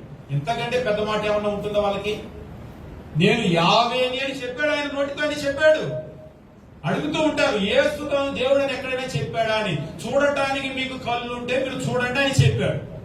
యేసు నేను యావేని అని చెప్పాడు. కాకపోతే క్రొత్త నిబంధన గ్రీకులో రాయబడింది కాబట్టి యావే రాయలేదు. హెబ్రీలో అయితే యావే రాసి ఉండేవాళ్ళు. క్రొత్త నిబంధన గ్రీకులో ఉంది కాబట్టి ఒక ఆయన అన్నాడు ఏది యావే లేదు కానీ. హిబ్రూ అయితే యావే ఉండేది, గ్రీకులో యావే అన్నారు, అందుకని అక్కడ యావే లేదు. తెలుగులో యావే లేదు అంటే తెలుగులో యావే ఉండదు, ఉన్నవాడను తర్జుమా కాబట్టి ఉన్నవాడను అని ఉంటుంది. కానీ అర్థం కనుక చూసినట్లయితే అదే చెప్పింది, ఆయన యావే అనేటువంటి విషయాన్ని చెప్పాడు. కాబట్టి యేసు తను దేవుడని చెప్పుకున్నాడా అంటే అవును, దేవుడని చెప్పుకోవటం మాత్రమే కాదు, తండ్రికి ఏదైతే ఉపయోగించారో అదే ఉపయోగించారు. బైబిల్లో కనుక గమనించినట్లయితే పాత నిబంధనలో తండ్రికి ఏ టైటిల్స్ అయితే ఉపయోగించారో అవన్నీ కూడా క్రీస్తు ప్రభుకు ఉపయోగించబడ్డాయి, అంగీకరించినా అంగీకరించకపోయినా. ఇంకా చెప్పాలి అంటే తండ్రికి యెహోవా అని ఎలా ఉపయోగించబడిందో క్రీస్తుకు యెహోవా అని ఉపయోగించబడింది. కొంతమందికి జీర్ణమే అవ్వదు అసలు ఈ విషయం. వాళ్ళకి జీర్ణమైనా జీర్ణం కాకపోయినా బైబిల్ అయితే ఇది నిజం. యెహోవా అనేటువంటి పేరు తండ్రికి ఉపయోగించబడింది, యెహోవా అనేటువంటి పేరు క్రీస్తుకు ఉపయోగించబడింది. చాలా వచనాలు దాని గురించి ఉన్నాయి. అయితే మనం బైబిల్లో కనుక గమనించినట్లయితే తండ్రికి ఏదైతే ఉపయోగించబడిందో అదంతా ఆయనకు ఉపయోగించబడింది. అంతేకాదు తండ్రి ఎలాంటి స్థాయిలో అయితే ఉన్నాడో మనం స్థాయిలో మాట్లాడుకుంటున్నాం కానీ తండ్రి, కుమారుడు, పరిశుద్ధాత్మ. అసలు దేవుడు అంటేనే ఎక్కువ తక్కువ అనేటువంటి ఉండవు. దేవుడు అంటేనే ఇప్పుడు తండ్రికి ఏ గుణగణాలు అయితే ఉన్నాయో కుమారుడికి అయ్యే ఉంటాయి. ఒకసారి నేను అడిగాను, ఇప్పుడు తండ్రి మీరు ఆరాధనకి పాత్రుడు అంటున్నారు సరే, క్రీస్తు కాదు అంటున్నారు సరే, ఇప్పుడు తండ్రికి ఉండి క్రీస్తుకు లేనటువంటి అర్హత ఏంటి? ఏ అర్హతను బట్టి తండ్రి ఆరాధనకు పాత్రుడు అయ్యాడు, ఏ అర్హత లేకపోబట్టి క్రీస్తు ఆరాధనకి పాత్రుడు కాలేదు? చెప్పు, వింటాను చెప్పండి. తండ్రిలో ఉన్నటువంటి అర్హత ఏంటి, క్రీస్తులో లేనటువంటి అర్హత ఏంటి? అసలు దేవుడు అంటేనే పెద్ద దేవుడు చిన్న దేవుడు ఉండడు. Big god small god theory అనేటువంటిది ఒకసారి నేను big god small god theory చెప్పలేదని అంటున్నాడు. మరి తండ్రి సుప్రీం అని నువ్వు అన్నప్పుడే big god small god theory చెప్పావు. నీకు అర్థం కావట్లేదు అంటే నీకు అంత థియాలజీ తెలియదు కదా, నువ్వు చెప్పిన తీరిని ఆ తీరిని అంటారు. బిగ్ గాడ్ స్మాల్ గాడ్ తీరి. తండ్రి, కుమారుడు, పరిశుద్ధాత్మ వీరు ముగ్గురు ఎవరు ఎవరికంటే ఎక్కువ కాదు, ఎవరు ఎవరికంటే తక్కువ కాదు. కానీ మానవుని యొక్క రక్షణ సంకల్పంలో క్రీస్తు ప్రభు భూమి మీదకు వచ్చి శిలువ మీద మరణించేటువంటి ఆ పని ఆయన తీసుకున్నాడు. అక్కడ ఉండి నిర్వహించేటువంటి పని తండ్రి తీసుకున్నాడు. అంతేకాదు మనం గమనించేటప్పుడు పరిశుద్ధాత్మ దాన్ని బయలుపరిచేటువంటి పని పరిశుద్ధాత్మ తీసుకున్నాడు. మానవుని రక్షణ సంకల్పంలో ఈ ముగ్గురు ఒక్కొక్కరు ఒక్కొక్క పని చేశారు. ఆ పని చేయటాన్ని బట్టి ఎవరు ఎవరికంటే ఎక్కువ కాదు, ఎవరు ఎవరికంటే తక్కువ కాదు. ఇప్పుడు ఈ చూసేటువంటి వాళ్ళందరూ కూడా క్రీస్తు ప్రభుని ఎట్లా చూస్తారంటే, ఇక్కడ నేను బోర్డు మీద ఒక లైన్ డ్రా చేస్తాను. ఇక్కడ బోర్డు మీద చూడండి క్రీస్తు ప్రభు. ఇక్కడ క్రీస్తు ప్రభుని చూసినప్పుడు ఒకవేళ ఇది 0 అని కనుక తీసుకుంటే, అంటే క్రీస్తు పుట్టినటువంటి డేట్ కనుక తీసుకుంటే, ఇది BC 4000 అంటే భూమి పుట్టిన డేట్ కనుక తీసుకుంటే, ఇది AD ఇవాళ డేట్ 2025 అని కనుక మనం తీసుకున్నట్లయితే, ఇక్కడ మీరు చూడండి క్రీస్తు ప్రభు భూమి మీదకి వచ్చినటువంటి ఈ పుట్టినటువంటి డేట్ దగ్గర నుంచి దాదాపుగా ఇది 33 అని కనుక తీసుకున్నట్లయితే, ఈ 33 అనేటువంటి ఈ 33 సంవత్సరాలు మాత్రమే శరీరధారిగా క్రీస్తున్నాడు. ఈ 33 సంవత్సరాలకి ముందు ఆయనకి శరీరం లేదు. ఈ 33.5 సంవత్సరాల తరువాత ఆయనకి ఆ రక్త మాంసములు కలిగిన శరీరం లేదు. మళ్ళీ గ్లోరియస్ బాడీ దగ్గరికి వెళ్ళదు, అది వేరే విషయం. అసలు దాని దగ్గరికి వెళ్ళదు. ఈ రక్త మాంసం నాకు ఎలాగైతే ఉందో ఆయనకు అలాగా ఉంది అనేటువంటిది ఆయనకు అలా ఉన్నది ఈ స్మాల్ పీరియడ్ అంతే. దీనికి ముందు కనుక మీరు చూసినట్లయితే పాత నిబంధన కాలం ఇదంతా కూడా. ఈ పాత నిబంధన కాలంలో క్రీస్తున్నాడు కానీ రక్త మాంసములు కలిగిన శరీరం లేదు. ఈ సృష్టిని చేసేటప్పుడు క్రీస్తున్నాడు కానీ రక్త మాంసములు కలిగిన శరీరం లేడు. ఈ సృష్టికి ముందు క్రీస్తున్నాడు. లోకం పుట్టక మునుపు నీ యొద్ద నాకు ఏ మహిమ ఉండేనో ఆయన మహిమలో ఉన్నాడు, రక్త మాంసములు కలిగిన శరీరంలో లేడు. మరలా ఈ లోకమంతా కూడా అంతమైపోయేటప్పుడు, ఇది అంతమని చెప్పేసి తీసుకోండి, డేట్ అని అడగదు, సమ్ ఎక్షన్ తీసుకోండి, ఎప్పుడో లోకం అంతమైపోతుంది. అంతమయ్యేటప్పుడు తీర్పులో కూడా క్రీస్తు ప్రభు కూర్చుంటాడు సింహాసనం మీద. అప్పుడు ఆయనకి రక్త మాంసం కలిగిన శరీరం ఉండదు. ఆకాశము భూమి పంచభూతాలని లైవ్ అయిపోతే ఆ తర్వాత ఆయనకి రక్త మాంసం కలిగిన శరీరం ఉండదు. ఇప్పుడు మీరు చెప్పండి, మీరు చెప్పే వచనాలన్నీ కూడా ఎక్కడ పెడతారు? ఇప్పుడు మీరు చేస్తున్నారు కదా క్రీస్తుని చూపించడానికి, మీ వచనాలన్నీ ఎక్కడ ఫిట్ అవుతాయి? ఎక్కడ వచనాలు చూపిస్తున్నారు? మొత్తం మీరు కావాలంటే చూడండి. వాళ్ళు ఎక్కడ మిస్ అయ్యారంటే ఇన్కార్నేషన్ ఆఫ్ జీసస్, శరీరాన్ని దాల్చినటువంటి క్రీస్తుని స్మాల్ పీరియడ్ చూసి ఇక్కడ ఆయన లోకంలో ఆయన తండ్రి కంటే తక్కువ వాడు, తండ్రి నాకు అధికారం ఇచ్చాడు, నేను పుచ్చుకున్నాను, నేను తీసుకున్న వ్యక్తి తక్కువ. ఇప్పుడు ఆయన ఒక మిషన్ మీద పంపించబడ్డాడు, తండ్రి అక్కడ ఉన్నాడు, నేను శరీరాన్ని దాల్చుకుని వచ్చాడు. ఇక్కడ ఆయన చేయాల్సిన బాధ్యతను ఆయన చేస్తున్నాడు. ఆయన ఆరాధికుడు అని అన్నారు. అక్కడ ఆయన యూదుడుగా ధర్మశాస్త్రానికి లోబడాలి, లోబడితేనే ధర్మశాస్త్రాన్ని కొట్టివేయగలడు. అంతేగాని ఇక్కడ ఆయన ఆరాధించాడు కాబట్టి ఇక్కడ ఆరాధిస్తాడు, నిత్యత్వంలో ఆరాధిస్తాడు. ఏంటి అసలు అది? ఏ వచనం మీరు చూపించలేరు దానికి. ఒక ఆరాధికుడు మరొక ఆరాధికుడిని ఆరాధిస్తాడు అంటే మీరు అనేటువంటిది పూర్తిగా తప్పు. అసలు లోకంలో బాబాలను ఆరాధిస్తున్నారు కానీ యేసు దైవత్వం కలిగిన ఒక వ్యక్తి. మీరు చెప్పేటప్పుడు ఇందాక యేసు దేవుడు అన్నాడు. మరి ఆయన దేవుడైతే ఆరాధికుడు అవుతాడుగా. అంటే ఇక్కడ వాళ్ళకి సంబంధించిన దేవుళ్ళలో 2 రకాల కేటగిరీస్ ఉన్నాయి. There are 2 kinds of God. అంటే నేను చెప్పేది కాదు, వాళ్ళ వ్యూలో there are 2 kinds of gods. ఏమిటి అంటే, ఒకటి ఆరాధనకి పాత్రులైన దేవుడు, 2 పాత్రులు కాని దేవుడు. నేను అడిగాను ఈ డిఫరెన్స్ నాకు చెప్పండి, నాకు అర్థం కాలేదు అస్సలు ఈ థియాలజీ నాకు అర్థం కాలేదు. మీరు చెప్తున్నారు కదా దేవుళ్ళలో 2 రకాల దేవుళ్ళు ఉన్నారా, ఆరాధనకి పాత్రుడైన దేవుడు, పాత్రుడు కాని దేవుడు అనేటువంటి 2 రకాలు ఉన్నారా? నాకు బైబిల్ వచ్చినా చూపించండి. ఎక్కడి నుంచి చేస్తున్నారు? ఏంటి ఈ బోధలన్నీ వండేసి వార్చేసి చివరికి క్రీస్తు సంఘాల్లోకి తీసుకొని వచ్చి మత శాఖల ముందు క్రీస్తు సంఘం మీద నింద వేస్తూ ఉన్నారు.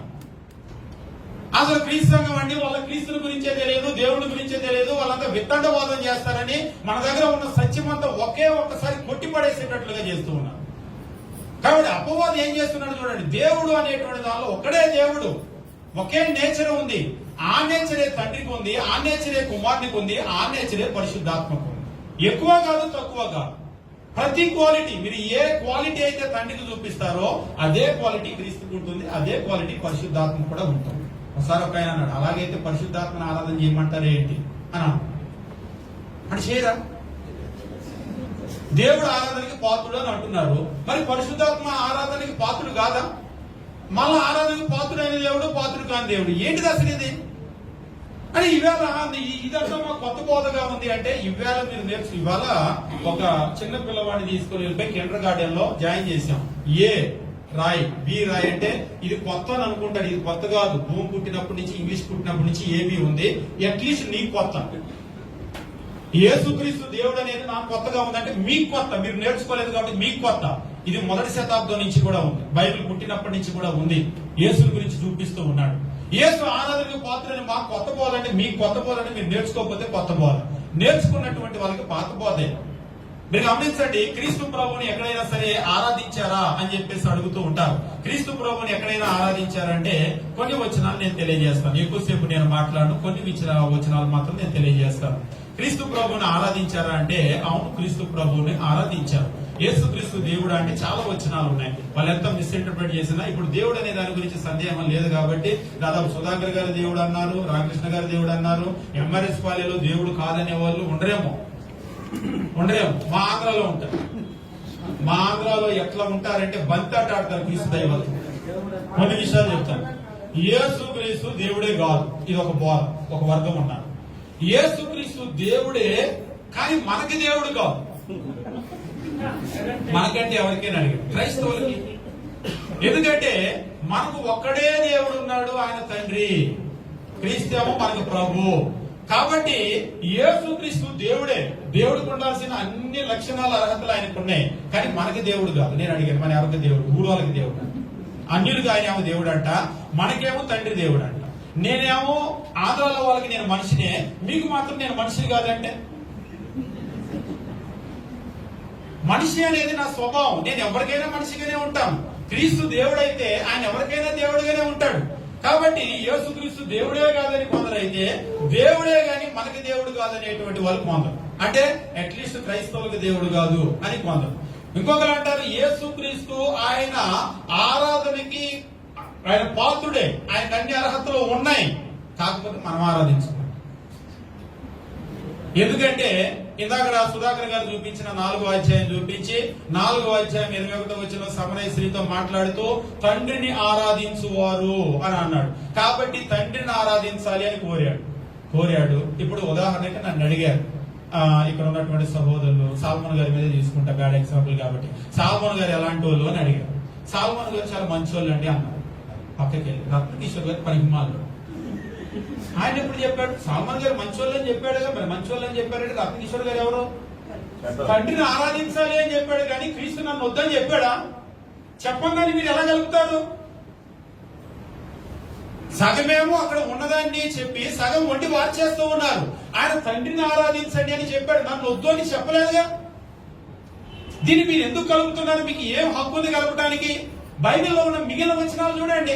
క్రీస్తు ప్రభు పుట్టినప్పుడు ఆరాధించారు, తూర్పు దేశం నుంచి జ్ఞానులు వచ్చారు, ఆ తర్వాత క్రీస్తు ప్రభువుని ఒక కుష్ఠరోగి వచ్చి ఆరాధించాడు. శరీరంలో ఉన్నప్పుడు పునరుత్థానమైన తర్వాత ఆయన స్త్రీలు ఆరాధించారు, పునరుత్థానమైన తర్వాత ఆయన ఆరాధించబడ్డాడు, కొత్త నిబంధనలో సంఘంలో ఆరాధించబడ్డాడు. అంటే ధారాళంగా ఆరాధించబడ్డాడు. ప్రతి మోకాలు కూడా ఆయన ముందు వంగాలి. ఫిలిప్పీలకు రాసిన పత్రిక 2వ అధ్యాయము, కీర్తన గ్రంథం 2వ అధ్యాయము, కుమారుడు ముద్దు పెట్టుకుని లేని యెడల ఆయన కోపం మండుకొనును. ముద్దు పెట్టుకోవటం అంటే ఏమవుతుంది? ఉదయం మనం ప్రశాంత్ గారు తెలియజేశారు, దేవుడిని ఆరాధించడం అంటే ఆయన కిస్ చేయటము, ముద్దు పెట్టుకోవటము. ఎవరిని ముద్దు పెట్టుకోమన్నాడు? ఒకసారి ఒక ఆయన అంటున్నాడు, ఇదంతా చెప్పిన తర్వాత కాదులే అని, నేను ముద్దు పెట్టుకుంటానండి కుమారుడిని, అయితే ఆరాధించను. ఫిలిప్పీలకు రాసినటువంటి పత్రిక, ప్రతి మోకాలు ఆయన ముందు వంగాలి. ఆరాధన అంటే ఏంటి? షేక, టు బౌ డౌన్, అంటే సాగిలపడటము, నమస్కరించటము, మొక్కటము. ఆరాధన అంటే టు బౌ డౌన్, ప్రతి మోకాలు ఆయన ముందు వంగాలి అన్నాడు. ఫిలిప్పీలకు రాసిన పత్రిక 2వ అధ్యాయం 4వ వచనం. నువ్వు ఉంచుతావా లేదా? వాక్యంలో చెప్పాడు కదా, ఉంచుతాను, అయితే ఆరాధించు. నువ్వు మోకాలు వచ్చినప్పుడు అది ఏమవుతుంది? అసలు అప్పుడు నాకు అర్థమైంది, ఆహా వీళ్ళకి అసలు ఆరాధన అనే పదానికి అర్థం కాలేదు. ఇంతకాలం ఆరాధన అంటున్నారు కానీ అసలు సమస్య ఎక్కడ ఉందంటే ఆరాధన అనేటువంటి పదానికి అర్థం కాలేదు. అందుకనే స్కూల్లో కాలేజీలో కూడా ఏం చేస్తారంటే first define the word. A word అయినా ఉన్నప్పుడు ఫస్ట్ డిఫైన్ ద వర్డ్. ఆ వర్డ్ ని డిఫైన్ చేయి, ఆ తర్వాత నువ్వు లోపలికి వెళ్ళు. ఆరాధన ఆరాధన ఆరాధన పెద్ద పెద్ద ప్రసంగాలు కదా. అసలు ఆరాధన అంటే ఏమిటి? పాత నిబంధన శాఖ, నువ్వు సాగిల పట్టం ఆరాధన అవుతుంది. కొత్త నిబంధన ప్రాస్టినేవో ముద్దు పెట్టుకోవటం హత్తుకోవటం ఆరాధన అవుతుంది. కాబట్టి నువ్వు క్రీస్తు ప్రభు ముందు సాగిల పడితే ఆరాధన అవుతుంది. నువ్వు హత్తుకుంటే ముద్దు పెట్టుకుంటే ఆరాధన అవుతుంది. అంటే నా భార్యను కూడా ముద్దు పెట్టుకుంటా అన్నాడు ఒక.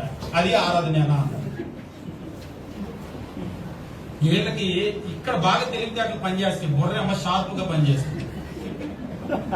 క్రీస్తు ప్రభువును ముద్దు పెట్టుకోమన్నాడు, ముద్దు పెట్టుకున్నా. నా భార్యను కూడా ముద్దు పెట్టుకున్నా. ఇప్పుడు నేను నా భార్యను ఆరాధించానా అన్నాడు. అన్ని ముద్దులు ఒకటేనా? నేను అడిగాను, అన్ని ముద్దులు ఒకటేనా? మరి నేను చెప్తున్నా విను. నువ్వు నీ భార్యను ముద్దు పెట్టుకున్నావు, నీ కూతురు లాగి ముద్దు పెట్టుకున్నావు, రెండు ముద్దులు ఒకటేనా? అన్ని ముద్దులు ఒకటేగా కాదా? ఎట్లా కాదు? నీ భార్యని ఎట్లా ముద్దు పెట్టుకున్నావో ఒకవేళ బుగ్గలాగో ఎలాగో నీ కూతురుని కూడా బుగ్గలాగి ముద్దు పెట్టుకున్నావు. రెండు ముద్దులు ఒకటి కాదా? ఎట్లాగా? ఫీలింగ్, లోపల ఉన్న ఫీలింగ్, ఇంటర్నల్ ఫీలింగ్ ఉంది కదా, అది ఒకటి కాదు. నువ్వు నీ భార్యని పెట్టుకునేటప్పుడు నీకున్న ఫీలింగ్ వేరు, క్రీస్తుని ముందు పెట్టుకున్నప్పుడు నీకున్న ఫీలింగ్ వేరు. ఇది వేరు, ఇది వేరు. కాబట్టి ముద్దు పెట్టుకోవడం అంటే నేను లోకంలో చాలా మందిని పెట్టుకుంటా అంటే కుదరదు. నీకు లోపల ఉండే ఆ ఇంటర్నల్ ఫీలింగ్ ఉంది కదా, దేవుని దగ్గరికి వెళ్ళినప్పుడు ఆ యునిక్నెస్ ఉంది కదా. మీరు పాత నిబంధనలో కనుక గమనించినట్లయితే దేవుని మందిరంలో మాత్రమే ఉండేటువంటి ఒక ప్రత్యేకమైన అరోమా ఉంటుంది, ఒక స్మెల్ ఉంటుంది. అది ఇక ప్రపంచంలో ఎక్కడా కూడా చేయకూడదు. దాన్ని దేవుని మందిరంలో మాత్రమే ఉపయోగించాలి. ఒకవేళ ఆ స్మెల్ ఎక్కడైనా సరే ఎవడన్నా చూద్దామని చేస్తే వాడిని రాళ్ళతో కొట్టి చంపేసేయమని చెప్పేసాను. ఎందుకని? దేవుడు ఆ యునిక్నెస్ ని కోరుకుంటున్నాడు. నా దగ్గర మాత్రమే, ఇక ప్రపంచంలో ఎక్కడ ఉండటానికి లేదు. దేవుడిని హత్తుకోవటం ముద్దు పెట్టుకోవటం కూడా నువ్వు లోకంలో ఎంతో మందిని ముద్దు పెట్టుకోవచ్చు, అది వేరే. ఈ ఫీలింగ్ వేరే. ఈ యూనిక్ ఫీలింగ్ అనేటువంటిది ఇక్కడ మాత్రమే ఉంటుంది. ఆ యూనిక్ ఫీలింగ్ నువ్వు తండ్రిని, కుమారుణ్ణి, పరిశుద్ధాత్మని వాళ్ళను ముద్దు పెట్టుకునేటప్పుడు, ఆరాధించేటప్పుడు మాత్రమే ఉండేటువంటి ఒక యూనిక్ ఫీలింగ్. అంటే నేను భౌతికంగా నేను నా భార్యని పెట్టుకున్నా, కూతుర్ని పెట్టుకున్నా, క్రీస్తుని పెట్టుకున్నా, ఇదంతా ఒకటంటే అది కాదు. ఇది ఒక యూనిక్నెస్ అది. కాబట్టి క్రీస్తు ప్రభు ఆరాధనకి పాత్రుడు అంటే, అవును, కొత్త నిబంధన ఆయన ఆరాధనకి పాత్రుడు అనేటువంటి విషయము పదే పదే తెలియజేస్తుంది. బైబిల్లో కొన్ని వచనాలు మనం గమనిస్తూ మనం ముందుకు వెళ్ళిపోదాం. క్రీస్తు ప్రభు ఆరాధనకి పాత్రుడు అని మనం ఎట్లా చెప్పగలము అని చెప్పేసి మనం చూసినప్పుడు, క్రీస్తు ప్రభు భూమి మీద పుట్టినప్పుడు, ఇందాక మనం గమనించాము మత్తయి సువార్త మనం గమనించినప్పుడు, క్రీస్తు ప్రభు భూమి మీద పుట్టినప్పుడు తూర్పు దేశం నుంచి జ్ఞానులు వచ్చారు. జ్ఞానులు వచ్చి వాళ్ళు మాట్లాడుతూ ఉన్నారు, యూదుల రాజుగా పుట్టిన వాడు ఎక్కడ ఉన్నాడు, మేము ఆయన పూజింపవచ్చితిమి అని చెప్పేసి అన్నారు. మత్తయి సువార్త 2వ అధ్యాయము మనం గమనించినప్పుడు 2వ అధ్యాయము 2వ వచనము, యూదుల రాజుగా పుట్టిన వాడు ఎక్కడ ఉన్నాడు, తూర్పు దిక్కున మేము ఆయన నక్షత్రమును చూసి ఆయన పూజింపవచ్చితిమి అని చెప్పింది. ఎందుకు వచ్చారట వాళ్ళు? మాథ్యూ 2 మత్తయి సువార్త 2వ అధ్యాయము 2వ వచనం. వాళ్ళు ఏం చేయడానికి వచ్చారు?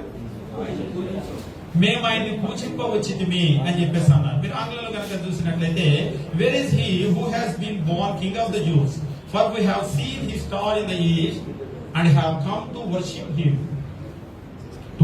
హిమ్. ఆయన మేము ఆరాధించడానికి వచ్చాము. ఆరాధించడానికి వచ్చారు, వాళ్ళు ఆరాధించారు. వాళ్ళు ఆరాధించడానికి వచ్చారు, వాళ్ళు ఆరాధించారు. ఇది క్రీస్తు ప్రభు ఆరాధించబడ్డాడు అని చూపిస్తే అప్పుడు బాలయేసు, మనం బాలయేసు గురించి మాట్లాడలేదు అన్నమాట. పుట్టినప్పుడు ఆరాధించారు, మనం బాలయేసు గురించి కాదుగా చెప్పేది అని అన్నాడు. సరే వదిలిపెట్టు. ఇంకొక ఆయన అన్నాడు క్రీస్తు ప్రభు ఆరాధించబడ్డాడు. ఎవరు? కొత్త నిబంధన క్రైస్తవులు ఆరాధించారా? ఎవరంటే వాళ్ళు యూదులు, వాళ్ళు తూర్పు దేశం నుంచి వచ్చిన జ్ఞానులు. వాళ్ళు బాప్తిసం పొందలేదు. మనం ఎవరి గురించి మాట్లాడుతున్నాం? బాప్తిసం పొందిన క్రైస్తవులు ఆరాధించవచ్చా అని మాట్లాడుతున్నాం. వీళ్ళని చూపించామన్నాడు. నిజంగా వీళ్ళకి తెలివితేటలు ఎంత బాగా ఉంటాయంటే, అది ఇప్పుడు క్రీస్తు ప్రభు ఆరాధనకి పాత్రుడా కాదంటే ఓకే, ఆయన ఆరాధించబడ్డాడు. కానీ ఎవరు చేశారు ఆరాధన? తూర్పు దేశం నుంచి వచ్చిన జ్ఞానులు, అన్యులు చేశారు. వాళ్ళు కొత్త నిబంధన క్రైస్తవులు కాదు, వాళ్ళు ఏం న్యూ టెస్టమెంట్ బాప్తిసం పొందిన వాళ్ళు కాదు, లేఖనానుసారమైన బాప్తిసం పొందిన వాళ్ళు కాదు. వాళ్ళు చేసిన ఆరాధన నేను అంగీకరించిన. ఇంకొక ఆయన అయితే ఏమన్నాడంటే, అసలు వాళ్ళు తెలియక ఆరాధన చేశారండి అన్నాడు. అసలు రాయటమే బైబిల్లో జ్ఞానులను రాశారు. జ్ఞానులకి జ్ఞానం లేదు, ఎవరిని ఆరాధించాలో తెలియక ఆరాధించారు. నిజంగా ఇవన్నీ కూడా వింటూ ఉంటే చూస్తుంటే మనకి ఏంటి అసలు ఇట్లా ఎట్లా మాట్లాడతారు వాళ్ళు అని మనకు అనిపిస్తూ ఉంటుంది. వాళ్ళు తెలియక ఆరాధన చేశారని అసలు ఆ పదం ఎట్లా మాట్లాడతారు? అసలు బైబిల్ రాయటమే వాళ్ళు జ్ఞానులు, అది కూడా తూర్పు దేశం జ్ఞానులు, చాలా ఫేమస్ వాళ్ళు. వాళ్ళకి ఆస్ట్రాలజీ తెలిసినటువంటి వాళ్ళు. మేమైనా నక్షత్రాన్ని చూసి వచ్చామని అంటున్నారు. ఆ రోజుల్లోనే ఆస్ట్రోనామీ ఉందంటే అవును ఉంది. వాళ్ళని తెలియని వాళ్ళని తీశారు. పోనీ వాళ్ళకి తెలియలేదు. మత్తయి సువార్త 8వ అధ్యాయం మనం గమనించేటప్పుడు ఇక్కడ ఒక విషయాన్ని తెలియజేస్తూ ఉంటాడు. మత్తయి సువార్త 8వ అధ్యాయం 1వ వచనంలో ఆయన ఆ కొండ మీద నుండి దిగి వచ్చినప్పుడు బహు జన సమూహం ఆయన వెంబడించెను. ఇదిగో కుష్టి రోగి వచ్చి ఆయనకు మ్రొక్కి. ఈ మ్రొక్కి అనేటువంటి మాటను గనక మీరు గమనించినప్పుడైతే ఆయనకు మ్రొక్కి అనేటువంటి మాట ఆయన ఆరాధించి and behold a leper came and worship him. ఆయన ఆరాధించి. ఓకే, ఇది కూడా నాట్ వ్యాలిడ్ అన్నాడు. ఎందుకంటే ఆ వచ్చిన ఆయన కొత్త నిబంధన క్రైస్తవుడు కాదు. ఇది కూడా తీసే పక్కన పెట్టారు. క్రీస్తు ప్రభు ఆరాధించబడ్డా లేదా? ఆరాధించబడ్డాడు. ఇంతవరకైతే అంగీకరించాలిగా. పోనీ ఆయన కొత్త నిబంధన క్రైస్తవుడు కాదు, తీసే.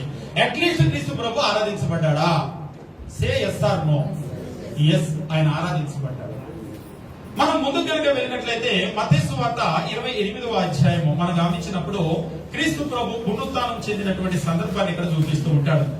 28వ అధ్యాయము మనం గమనించినప్పుడు 9వ వచనము మనం చూసినట్లయితే యేసు వారిని ఎదుర్కొని మీకు శుభమని చెప్పాను. వారు ఆయన ఎదుర్కు వచ్చి ఆయన పాదములు పట్టుకొని ఆయనకు మ్రొక్కగా. ఏం చేశారు? ఆయన పాదములు పట్టుకొని ఆయనకు మ్రొక్కగా. So they came and held him by the feet and worship him.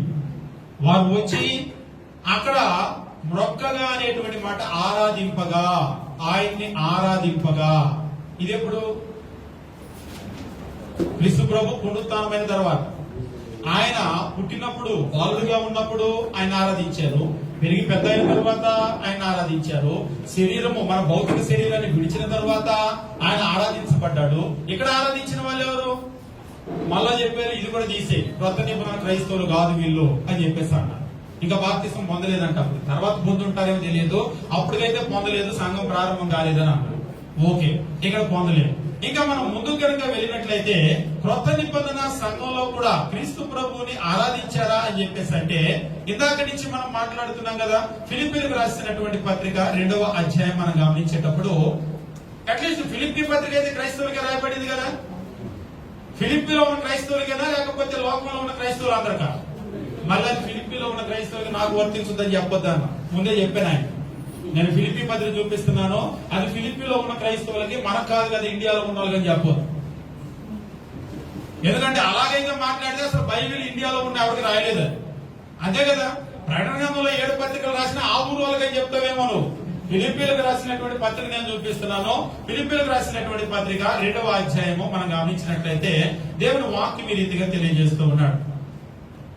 అపోస్తులైనటువంటి పౌలు ఫిలిప్పీలకు రాసినటువంటి పత్రిక 2వ అధ్యాయము మనం గమనించినప్పుడు ఆ 6వ వచనం మనం చూసినప్పుడు ఆయన దేవుని స్వరూపము కలిగిన వాడై ఉండి దేవునితో సమానముగా ఉండుట విడిచిపెట్టకూడని భాగ్యమని ఎంచుకునలేదు గాని దేవునితో సమానముగా ఉండుట అంటే ఏ విషయంలో తక్కువ అని మీరు చెప్తారు? ఏ విషయంలో తక్కువ? ఈ తక్కువ ఎక్కువ బిగ్ గాడ్ స్మాల్ గాడ్ తీరి వాళ్ళు ఉన్నారు కదా. ఈ వచనానికి మీరు అర్థం చెప్పండి. ఆయన దేవునితో సమానముగా ఉండుట, ఆయన సమానము అని పరిశుద్ధాత్మ చెప్తుంటే నువ్వు తక్కువ ఎక్కువ మాట్లాడతావేంటి? నీ బిగ్ గాడ్ స్మాల్ గాడ్ తీరి ఉంటే నీ దగ్గర ఉంటుంది, మర్చి ఎక్కడైనా పెట్టుకోగానే అది పరిశుద్ధాత్మ దగ్గర పనికిరాదు, బైబిల్ దగ్గర పనికిరాదు. దేవుడు చెప్పేటువంటిది ఫైనల్. అది దేవుడు ఏం చెప్తున్నాడంటే ఆయన దేవునితో సమానంగా అంటే తండ్రితో సమానంగా ఉన్నాడు క్రీస్తు ప్రభు. అయితే అది విడిచిపెట్టకూడని భాగ్యమని ఎంచుకోలేదు కానీ సృష్టికి ముందు దాన్ని చూసాం కదా. లోకం పుట్టక మునుపు నీ యొద్ద నాకు ఏ మహిమ ఉన్నదో ఎట్లా ఉన్నాడు అక్కడ అంటే దేవునితో సమానంగా ఉంది. తక్కువ కాదు, ఎక్కువ కాదు. బైబిల్ మనకి చెప్పేది తండ్రితో సమానంగా ఉన్నాడు. ఉన్నటువంటి ఆయన ఏం చేశాడంటే ఇప్పుడు ఆయన శరీరాన్ని దాల్చుకొని వచ్చాడు. అది చెప్తూ ఉన్నాడు. అది విడిచిపెట్టకూడని భాగ్యమని ఎంచుకోలేదు గాని ఇక్కడ చెప్తున్నాడు మనుషుల పోలికగా పుట్టి దాసుని స్వరూపం ధరించుకొని తన్ను తానే రిక్తునిగా చేసుకునేనో అని అంటూ ఉన్నాడు. మరియు ఆయన ఆకారం మందు మనుషునిగా కనబడి మరణం పొందినంతగా అనగా శిలువ మరణం పొందినంతగా విధేయత చూపిన వాడే తను తాను తగ్గించుకోయాడు. 9-10 వచనాలు ముఖ్యమైన వచనాలు. అందుచేతను పరలోకమందున్న వారిలో గాని భూమి మీద ఉన్న వారిలో గాని భూమి క్రింద ఉన్న వారిలో గాని ప్రతి వాని మోకాలు యేసు నామమున వంగునట్లు. ప్రతి వాని మోకాలు, ఒక భూమి చెప్పలేదు, పరలోకమందు ఉన్న వారిలో గాని భూమి మీద ఉన్న వారిలో గాని భూమి క్రింద ఉన్న వారిలో గాని ప్రతి వాని మోకాలు యేసు నామమున వంగునట్లు. ఈ మోకాలు వంచడం ఏమవుతుంది అడిగండి. అట్లీస్ట్ ఇది నువ్వు చెప్పే ముందు షేక అనే పదానికి అర్థం తెలుసుకొని చెప్పు. పాత నిబంధనలో ఆరాధన అనేటువంటి పదాన్ని హీబ్రూలో షేక అంటారు. షేక అనేటువంటి మాటకు to bow down, to do homage అని చెప్పేసి టు బౌ డౌన్, సాగిల పట్టము, రొక్కటము, నమస్కరించటము అని చెప్పేసి అర్థం. కాబట్టి ఇది ఏమవుతుంది? ప్రతి వాని మోకాలు యేసు నామమున వంగాలి అని అంటున్నాడు. ఈ మోకాలు వంచటం ఏమవుతుంది? ఇది క్రైస్తవులకే కదా రాశాడు. కానీ ఇందాక తూర్పు దేశం నుంచి వచ్చిన జ్ఞానం కొత్త నిబంధన క్రైస్తవులుగా బాప్తిసం పొందలేదు అన్నాం. సరే, కుషులో కూడా బాప్తిసం పొందలేదు అన్నాం. పోనీ అక్కడ స్త్రీలు వస్తే వాళ్ళు కూడా ఇంకా సంఘం ప్రారంభం కాలేదని అన్నాం. ఇది నేరుగా సంఘానికి రాసినటువంటి పత్రిక. దీని అర్థం నీకేమర్థమవుతుంది? పోనీ కీర్తన గ్రంథము 2వ కీర్తన మనం గమనించేటప్పుడు 2వ కీర్తన కనుక గమనించినట్లయితే ఇక్కడ ఈ రీతిగా తెలియజేస్తూ ఉంటాడు. 2వ కీర్తన మనం గమనించినప్పుడు క్రీస్తు ప్రభువును గురించినటువంటి మెస్సే కీర్తన అని చెప్పేసి మనం అంటూ ఉంటాం కదా. ఈ మెస్సే కీర్తన కనుక గమనించినట్లయితే 7వ వచనం, 2వ అధ్యాయం 7వ వచనము, కట్టడం నేను వివరించదను, యెహోవా నాకు ఇలాగ సెలవించను, నీవు నా కుమారుడవు, నేడు నిన్ను కనియున్నాను. నేడు నిన్ను కనియున్నాను. నన్ను అడుగు, జనాలను నీకు స్వాస్యముగా భూమిని దిగంతాల వరకు సొత్తుగా ఇచ్చేదను. ఇనపదనంతో నువ్వు వారిని నలగొట్టెదవు, కుండను పగలగొట్టినట్టు వారిని మొక్క చెక్కలుగా పగలగొట్టెదవు. కాబట్టి రాజులారా వివేకులయుడి, భూపతులారా బోధనుడి, భయభక్తులు కలిగి యెహోవాను సేవించుడి. గమనించండి, భయభక్తులు కలిగి యెహోవాను సేవించుడి, గడగడ వణుకుతూ సంతోషించుడి. 12వ వచనము, ఆయన కోపము త్వరగా రగులుకొనును, కుమారుని ముద్దు పెట్టుకొనుడి. ఎవరిని? కుమారుని ముద్దు పెట్టుకోండి. కుమారుని ముద్దు పెట్టుకోకపోతే ఆయన కోపము త్వరగా రగులుకొనును, కుమారుని ముద్దు పెట్టుకొనుడి, లేని యెడల ఆయన కోపించును, అప్పుడు మీరు త్రోవ తప్పి నశించెదరు. ఆయన కుమారుని కనుక ముద్దు పెట్టుకోకపోతే ఆయన కోపం మండుకుంటుంది. ముద్దు పెట్టుకుంటారా? పెట్టుకోవాలి. ఇది ఎక్కడ నెరవేర్పు? రాసిందైతే మనకు కీర్తనగాడు పాత నిబంధన కాలంలోనే రాశాడు. కానీ ఇది ఎవరిని గురించి రాసింది? క్రీస్తుని గురించి. క్రీస్తు పునరుద్ధరణ అయ్యేటువంటి కార్యక్రమాన్ని గురించే కదా. నేడు నేను నిన్ను కని ఉన్నామని చెప్పేసి ఇప్పుడు ఏం చెప్తున్నాడు? ఒక క్రైస్తవులు మాత్రమే కాదు, భూమి మీద ఉన్నవారు, పరలోకములో ఉన్నవారు, భూమి మీద ఉన్నవారు, భూమి క్రింద ఉన్నవారు, ప్రతి మోకాలు కూడా ఆయన ముందు వంగాలి. నేను క్రీస్తును ఆరాధించును అని ఎవడన్నా సరే నేనుగా తండ్రి ఒప్పుకోడు. నేను ఏ తండ్రిని ఆరాధిస్తా, ఏ తండ్రిని ఆరాధిస్తా, ఆ తండ్రిని ఆరాధిస్తా అంటున్నారు కదా, ఆ తండ్రి ఒప్పుకోడు మీ ఆరాధన. మీరు క్రీస్తుని కనుక ముద్దు పెట్టుకోకపోతే ఆ తండ్రి మిమ్మల్ని ఒప్పుకోడు. ఆ తండ్రి చేత మీరు అంగీకరించబడాలంటే ఆయన చెప్పినట్లుగా ఆయన కుమారుడిని ముద్దు పెట్టుకోండి, లేకపోతే ఆయన కోపం రగులుకుంటుంది, మీరందరూ కూడా త్రోవ తప్పి నశిస్తారు. ఇది చాలా సీరియస్ విషయం. ఇవాళ నిజంగా ఎట్లా నడుస్తుంది? Psalms 2:12, 7-12. కొత్త నిబంధన నెరవేర్పింది. వాస్తవంగా మనం క్రైస్తవ్యంలో చూసినప్పుడు ఈ రోజు ఆరాధన అని అంటాం కదా, న్యూ టెస్టిమెంట్ వర్షిప్ అని అంటాం కదా. కొత్త నిబంధన ఆరాధనలో ఏ అంశాలు ఉన్నాయి? ప్రార్థన, పాటలు, వాక్యము, ప్రభురాత్రి భోజనము, కానుకలు. ఇందులో క్రీస్తు లేనిది ఎక్కడ ఉంది? నేను అడిగాను, నువ్వు క్రీస్తుని ఆరాధించు, అంతే కదండి? అంతే. నువ్వు క్రీస్తుని ఆరాధించకపోతే కొత్త నిబంధన నీ ఆరాధనలోకి క్రీస్తు ఎలా వచ్చాడు? ఆరాధనలోకి క్రీస్తు ఎలా వచ్చాడు? నీ ప్రార్థనలో క్రీస్తు ఎందుకు వచ్చాడు? నీ పాటల్లో క్రీస్తు ఎందుకు వచ్చాడు? నీ వాక్యంలో క్రీస్తు ఎందుకు వచ్చాడు? నీ ప్రభువుల్లో క్రీస్తు ఎందుకు వచ్చాడు? నీ కానుకల్లో క్రీస్తు ఎందుకు వచ్చాడు? నీకు అర్థమవుతుంది అసలు నువ్వు ఏం చేస్తున్నావో? నీ ఆరాధనలో క్రీస్తు లేనటువంటి భాగం లేదు. క్రీస్తు లేకపోతే నీ ప్రార్థన లేదు, క్రీస్తు లేకపోతే నీ పాట లేదు, క్రీస్తు లేకపోతే అసలు వాక్యమే లేదు. ఈ రోజు ప్రపంచానికి ప్రకటించే వాక్యం అంతా క్రీస్తే. క్రీస్తు లేకపోతే నీ ప్రభు వల్లే లేదు. నన్ను జ్ఞాపకము చేసుకుంటే ఎలాగూ చేయుడి. క్రీస్తు లేకపోతే నీ కానుకే లేదు. కొత్త నిబంధన కానుకంతా కూడా ఎందుకు? ఎవాంజలిజం, ఎడిఫికేషన్ అండ్ బెనవలెన్స్, ఇదంతా కూడా ఎందుకు? క్రీస్తుని ప్రకటించడానికి నువ్వు ఇచ్చే కానుక, పరిశుద్ధుల క్షేమాభివృద్ధి నీ కానుక, ప్రపంచంలో సువార్త ప్రకటించడానికి నీ కానుక, పరిశుద్ధులకు సహాయ కార్యక్రమాలు. క్రీస్తు లేనటువంటి ఆరాధనలో భాగమేంటి? ఈరోజు అసలు అర్థమవుతుందా? నేను క్రీస్తుని ఆరాధించట్లేదు అంటున్నా, అసలు మీకు అర్థమై మాట్లాడుతున్నారా, అర్థం కాక మాట్లాడుతున్నారు? మీ ఆరాధనలో క్రీస్తు లేడైతే నువ్వు ప్రభు బల తీసేయగలవా అని అడిగాను. ప్రభు వల్ల పూర్తిగా 100% క్రీస్తుని జ్ఞాపకం చేసుకోవటమే, తండ్రిని కాదు, పరిశుద్ధాత్మను కాదు. 100% క్రీస్తుని జ్ఞాపకం చేసుకోవటమే. క్రీస్తును నువ్వు ఆరాధించకపోతే నువ్వు ప్రభు వల్ల తీసేసి ఆరాధన చేయగలవా అని అడిగాను. ఎస్ చెప్పలేదు, నో చెప్పలేదు. నీ వల్ల కాదు అది. నీ నోరు ఒకలాగా మాట్లాడుతుంది కానీ నీ బ్రెయిన్ కి అర్థమవుతుంది నువ్వేం చేస్తున్నావు. అది నీ వల్ల కాదు. నీ ఆరాధనలో క్రీస్తు ఉన్నాడు, క్రీస్తు ఉండాలి. ఆ ప్రభు వల్ల తీసేసిన రోజున అది ఆరాధనే కాదు నువ్వు చేసేది. నీ మనస్సాక్షికి అర్థమవుతుంది. నిద్రపోయిన వాళ్ళని లేకపోవచ్చు, నటించే వాళ్ళని లేపలేవు. నీ మనస్సాక్షికి నిజంగా కనుక అర్థమైతే నువ్వు ఒప్పుకోవాలి. ఇక్కడ కాదు, దేవుని దగ్గర నువ్వు కన్నీరు పెట్టి ప్రార్థన చేయి. అయా, నాకు అర్థం కాక నీ కుమారుని తుణీకరించాను, అలాంటి బోధనలు నేను చేశాను, ఎంతో మందిని చెడిపేశాను, క్రీస్తు ఆరాధనకి పాత్రుడు కాదని ఆయనకున్న ఔన్నత్యాన్ని నేను తగ్గించిన దౌర్భాగ్యం నేను నన్ను క్షమించని నువ్వు కన్నీరు కార్చి ప్రార్థన చేయి. చేసింది చాలా చాలా పెద్ద తప్పు. ఆయన కుమారుణ్ణి ముద్దు పెట్టుకోండి, లేదంటే ఆయన కోపము మండుకొను అని చెప్పేసి అంటున్నాడు. నిజంగా దేవుని ఉగ్రత అది చాలా సీరియస్. అది అప్పుడప్పుడు చెప్తూ ఉంటాను, క్రీస్తు దేవుడు కాదు, ఆరాధనకి పాత్రుడు కాదనే వాళ్ళ జీవితాలు చూడండి, కుటుంబాలు చూడండి, సంఘాలు చూడండి. ఖచ్చితంగా మా ఆంధ్రాలో అయితే 50 మంది పైన ఉన్న సంఘాలు లేవు. ఎక్కడ చూసినా 6, 7, 10, ఆ కుటుంబం ఈ కుటుంబం. నిజంగా ఆ కుటుంబాలకి లేని శ్రమలు లేవు భౌతికంగా కూడా. ఎందుకంటే అదంతా దేవుని ఉగ్రత మీకు అర్థమవుతుందో లేదో. ఎప్పుడైతే క్రీస్తు దేవుడు కాదని కొత్తగా ఈ బోధ మొదలు పెట్టారో స్థానిక సంఘాలు వెళ్ళిపోతూ ఉన్నారు. బ్రదర్, ఏంటి మీరు క్రీస్తు దేవుడు కాదు అంటున్నారా? అదేంటి బ్రదర్ ఇంతకాలం ఇలాగని చెప్పేసి వదిలిపెట్టి వెళ్ళిపోయారు. క్రీస్తు దేవుడు కాదు అంటే మాకు తెలుగులో ఒక సామెత చెప్తారు, చదువుకోక ముందు కాకరకాయ అన్నాడంట, చదువుకున్న తర్వాత కేకరకాయ అన్నాడు. చదువుకోక ముందు చక్కగానే కాకరకాయ అన్నాడు, చదువుకున్న తర్వాత కేకరకాయ అంటున్నాడు. అసలు వాక్యం రాకముందు బాగానే యేసు దేవుడు అని అర్థమైంది. థియాలజీ చదివేసరికి ఆయన దేవుడు కాకుండా పోయాడు, కేకరకాయ అయింది. కానీ పాపం వాళ్ళు ఇన్నోసెంట్ పీపుల్ కదా, వాళ్ళు ఇంకా యేసు దేవుడు అంటున్నారు. చక్కగా వాళ్ళు దేవుడు అంటున్నారు, వాళ్ళ దేవత్వాన్ని అంగీకరిస్తున్నారు. యేసు క్రీస్తు దేవుడు కాదంటే అసలు మేము ఇక్కడికి ఆరాధనకి రావడం మానేసి వెళ్ళిపోయారు. ఈ ఆరాధన అంగీకరించలేదు. కానీ బోధకమని చెప్పుకుంటాం, మనం అది ఎట్లా చెప్పగలం అసలు దేవునికి వ్యతిరేకంగా?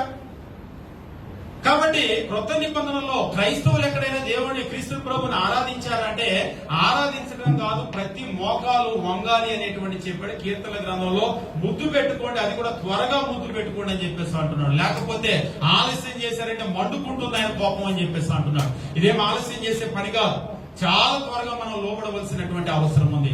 అంతేకాదు, మనం గమనించినప్పుడు ఇందాక చూసాం కదా, పరలోకమందు భూమి మీద భూమి క్రింద అని. ఒక క్రైస్తవులు మాత్రమే కాదు, పరలోకంలో ఉన్నటువంటి దూతలు కూడా ఆయన ఆరాధించారు.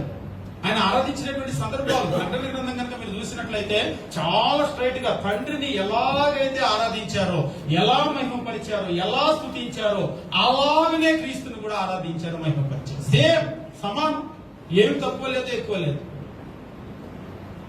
రోజు పరిస్థితి అంతా కూడా ఏమిటంటే ప్రధానంగా ఇదిగో ఇది ఇన్కార్నేషన్ ఆఫ్ జీసస్, శరీరధారిగా ఉన్నటువంటి క్రీస్తుని వాళ్ళు మిస్అండర్స్టాండ్ చేస్తున్నారు. ఎవరో చెప్పారు, మొత్తానికి ఎవరో చెప్పారు. మీరు కావాలంటే మీరు గమనించండి, క్రీస్తు ప్రభు సంఘాలు 40 సంవత్సరాల వెనక్కి వెళ్తే ఈ బోధ లేదు. ఇక లేదు, జాకబ్ గారు మాకు నేర్పారు అంటున్నారు కానీ that is wrong, utterly wrong. Jacob గారు అది నేర్పలేదు. వాళ్ళు నేర్చుకున్నటువంటి ఆ లాక్ స్ట్రీట్ స్కూల్ అది లేదు. పాల్మర్ గారికి బాగా తెలుసు, సన్సెట్ స్కూల్ వాళ్ళు ఎప్పుడు ఇలాంటి దుర్బోధ చేయలేదు. అక్కడికి వచ్చిన టీచర్లు నేర్పలేదు. కరెక్ట్ అది. ఎందుకంటే నేను లాక్ స్ట్రీట్ లో చదువుకున్నా, చదువుకొని వచ్చాను. ఇక్కడ సాల్మన్ గారు లాక్ స్ట్రీట్ లో చదువుకొని వచ్చారు. మాకు తెలుసు అక్కడ ఉన్న టీచర్స్ ఏం నేర్పుతున్నారో, ఏ బోధన నేర్పుతున్నారో తెలుసు. అసలు స్కూల్ పుట్టినప్పటి నుంచి పాల్మర్ గారికి తెలుసు. అక్కడ ఏ బోధ నేర్పారనేటువంటి విషయం. అక్కడ ఎప్పుడు కూడా సంస్కృతిలో అలాంటి బోధన నేర్పలేదు. ఒకవేళ జాకబ్ గారే కాదు, వారితో ఉన్న సమకాలీకులు కూడా బోధించలేదు. మీరు వెనక్కి వెళ్ళి కనుక చూసినట్లయితే ఈ బోధ మొత్తం కూడా ఒక వ్యక్తి దగ్గరికి వెళ్ళి ఆగుతుంది. ఒక వ్యక్తి దగ్గరికి వెళ్ళి ఆగుతుంది. జీ దేవదానం గారు చల్లకొచ్చి ముందు దాయటం ఎందుకని చెప్పేసి అంటూ ఉంటారు. ఇంకా పేరు దాయటం ఎందుకు, అక్కడ ఆగుతుంది. మీరు ఏం చేస్తారంటే ఒకసారి పెన్ను పేపర్ తీసుకొని జీ దేవదానం గారు అనేటువంటి జీడి గారు అని అంటూ ఉంటారు కదా, దీనికి ముందుకు ఒకసారికి వెళ్ళి ఈ బోధ క్రీస్తు సంఘాల్లో ఉందో చూడండి, దయచేసి చూడండి. నేను చేశాను పని. ఒక్కసారి అక్కడికి ముందుకు వెళ్ళి ఆ బోధ అనేటువంటిది ఈ వ్యక్తికి ముందు ఉందా అని చూడండి. ఇంకొక విషయం ఏమిటంటే అసలు వారు కూడా మొదటి పుస్తకాలు రాసినప్పుడు క్రీస్తు దైవత్వాన్ని గురించి బ్రహ్మాండంగా రాశారు.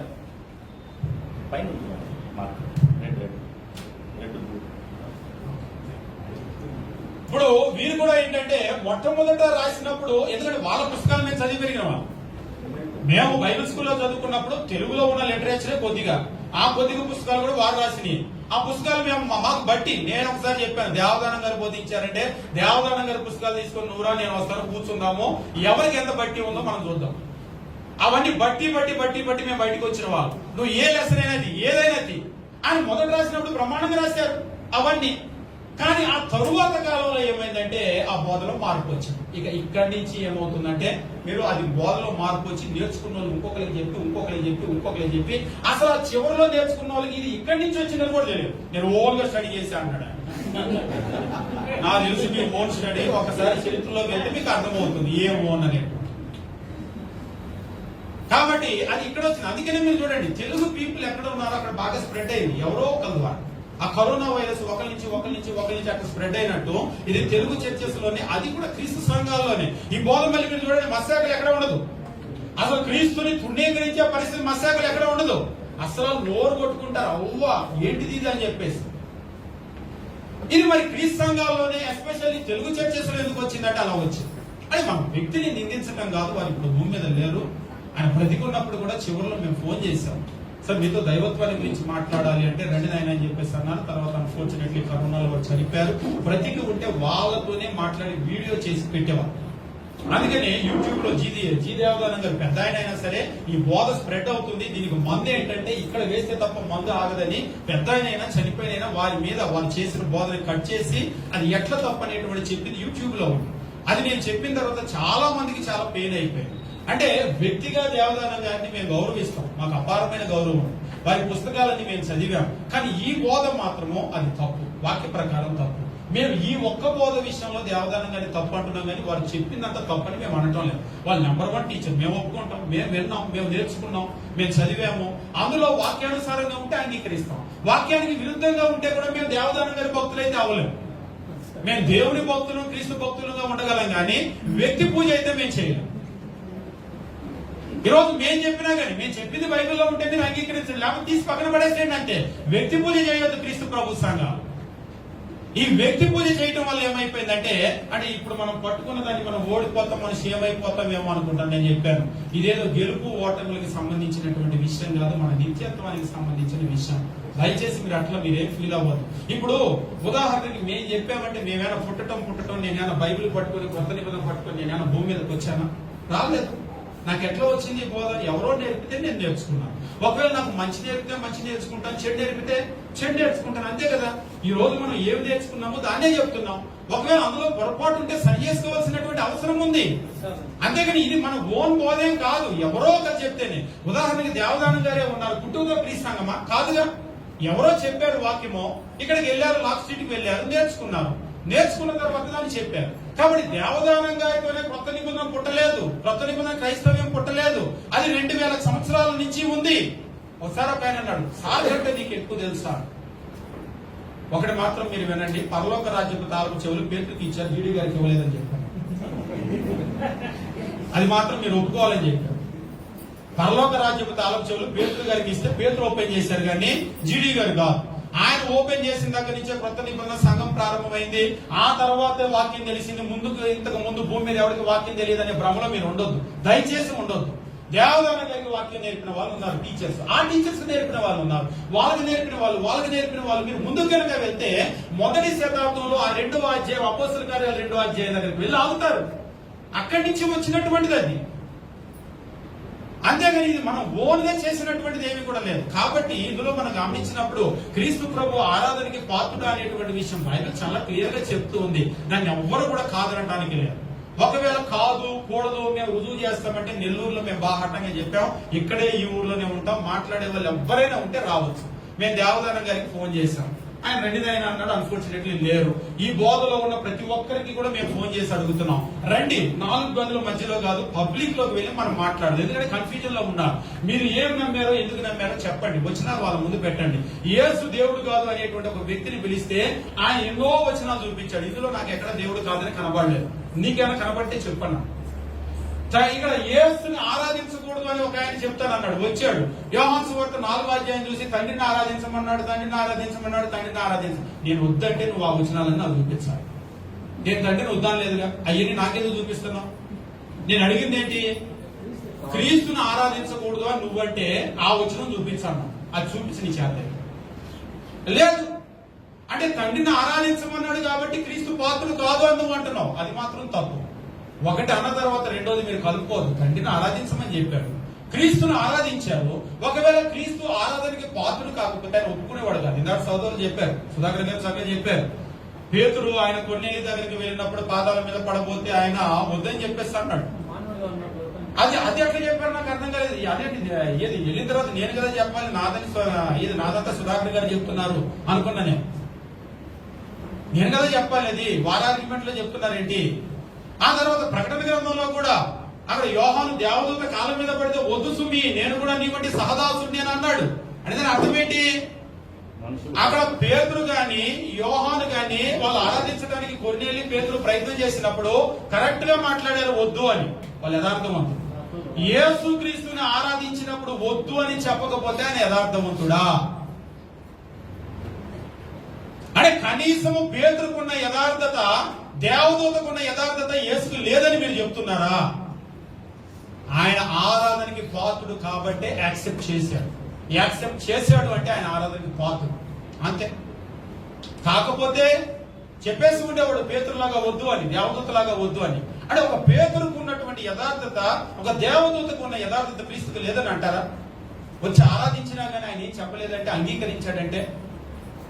కాబట్టి మనం ఏం మాట్లాడుతున్నాం, ఎట్లా ఆర్గ్యూ చేస్తున్నాం, ఒక ఆర్గ్యుమెంట్ మొదలు పెట్టినప్పుడు మనం ఏ దారిలో వెళ్తున్నాం, ఏ రుజువు చేయాలని మనం కోరుకున్నాం అనేటువంటిది మనం జాగ్రత్తగా చూడాలి. కాబట్టి క్రీస్తు ప్రభు క్రొత్త నిబంధనలో ఆరాధించబడిన అనేక సందర్భాలు, పుట్టిన దగ్గర నుంచి మరణించే వరకు, తిరిగి లేచిన తర్వాత, సంఘములో పరలోకములోకి వెళ్ళిన తర్వాత కూడా ప్రకటన గ్రంథంలో ఆరాధించబడ్డాడు, పడుతూనే ఉన్నాడు.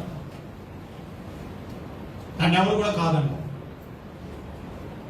ఎవరైనా కాదు కూడదు అని చెప్పేసి అంటే ధారాళంగా రావచ్చు. ఈ ఊరే కాదు, ఏ ఊరైనా, ఏ రోజైనా, ఏ డేట్లో అయినా సరే మీరు చెప్తే బ్రదర్ పలానా రోజు మనం మాట్లాడదామంటే జనాలకి ఈ యొక్క మిస్అండర్స్టాండింగ్ లేకుండా మనమందరం కూడా ఎన్నాళ్ళ మటుకు 2 తలంపుల మధ్య ఇందాక బ్రదర్ చెప్పారు, వీ షుడ్ బి యునైటెడ్. మనం ఒకటిగా ఉండాలి. క్రీస్తు సంఘాలు ముఖ్యంగా బోధ విషయంలో ఒకటిగా ఉండాలి. లేకపోతే ఇవాళ ఇంత ఖర్చు పెట్టి ఇక్కడికి అందరూ వచ్చి మనం కూర్చోవలసిన అవసరం లేదు. క్రీస్తు ప్రభు సంఘాల్లో ఐక్యత అవసరం. క్రీస్తు ప్రభు యొక్క చివరి కోరిక, డెత్ విషయం, మనం అందరం ఒకటిగా ఉండాలి. ముఖ్యంగా ఇది చాలా సీరియస్ గా ఈ విషయంలో ఒకటిగా ఉండాలి. నేను చెప్పిన దానిలో ఏ ప్రశ్నలు అయినా ఉంటే మీరు రాసి పెట్టుకోండి. రాసి పెట్టుకున్న తర్వాత ఏ వరుసగా అడగడానికి టైం ఇస్తారేమో. ఎస్పెషల్లీ నాకు ఈ సమయం ఇచ్చినటువంటి పాల్మర్ గారికి, ఆహ్వానించినటువంటి మీ అందరికి కూడా ప్రత్యేకమైనటువంటి వందనాలు తెలియజేస్తూ ముగిస్తున్నాను. Thank you sir, thank you very much.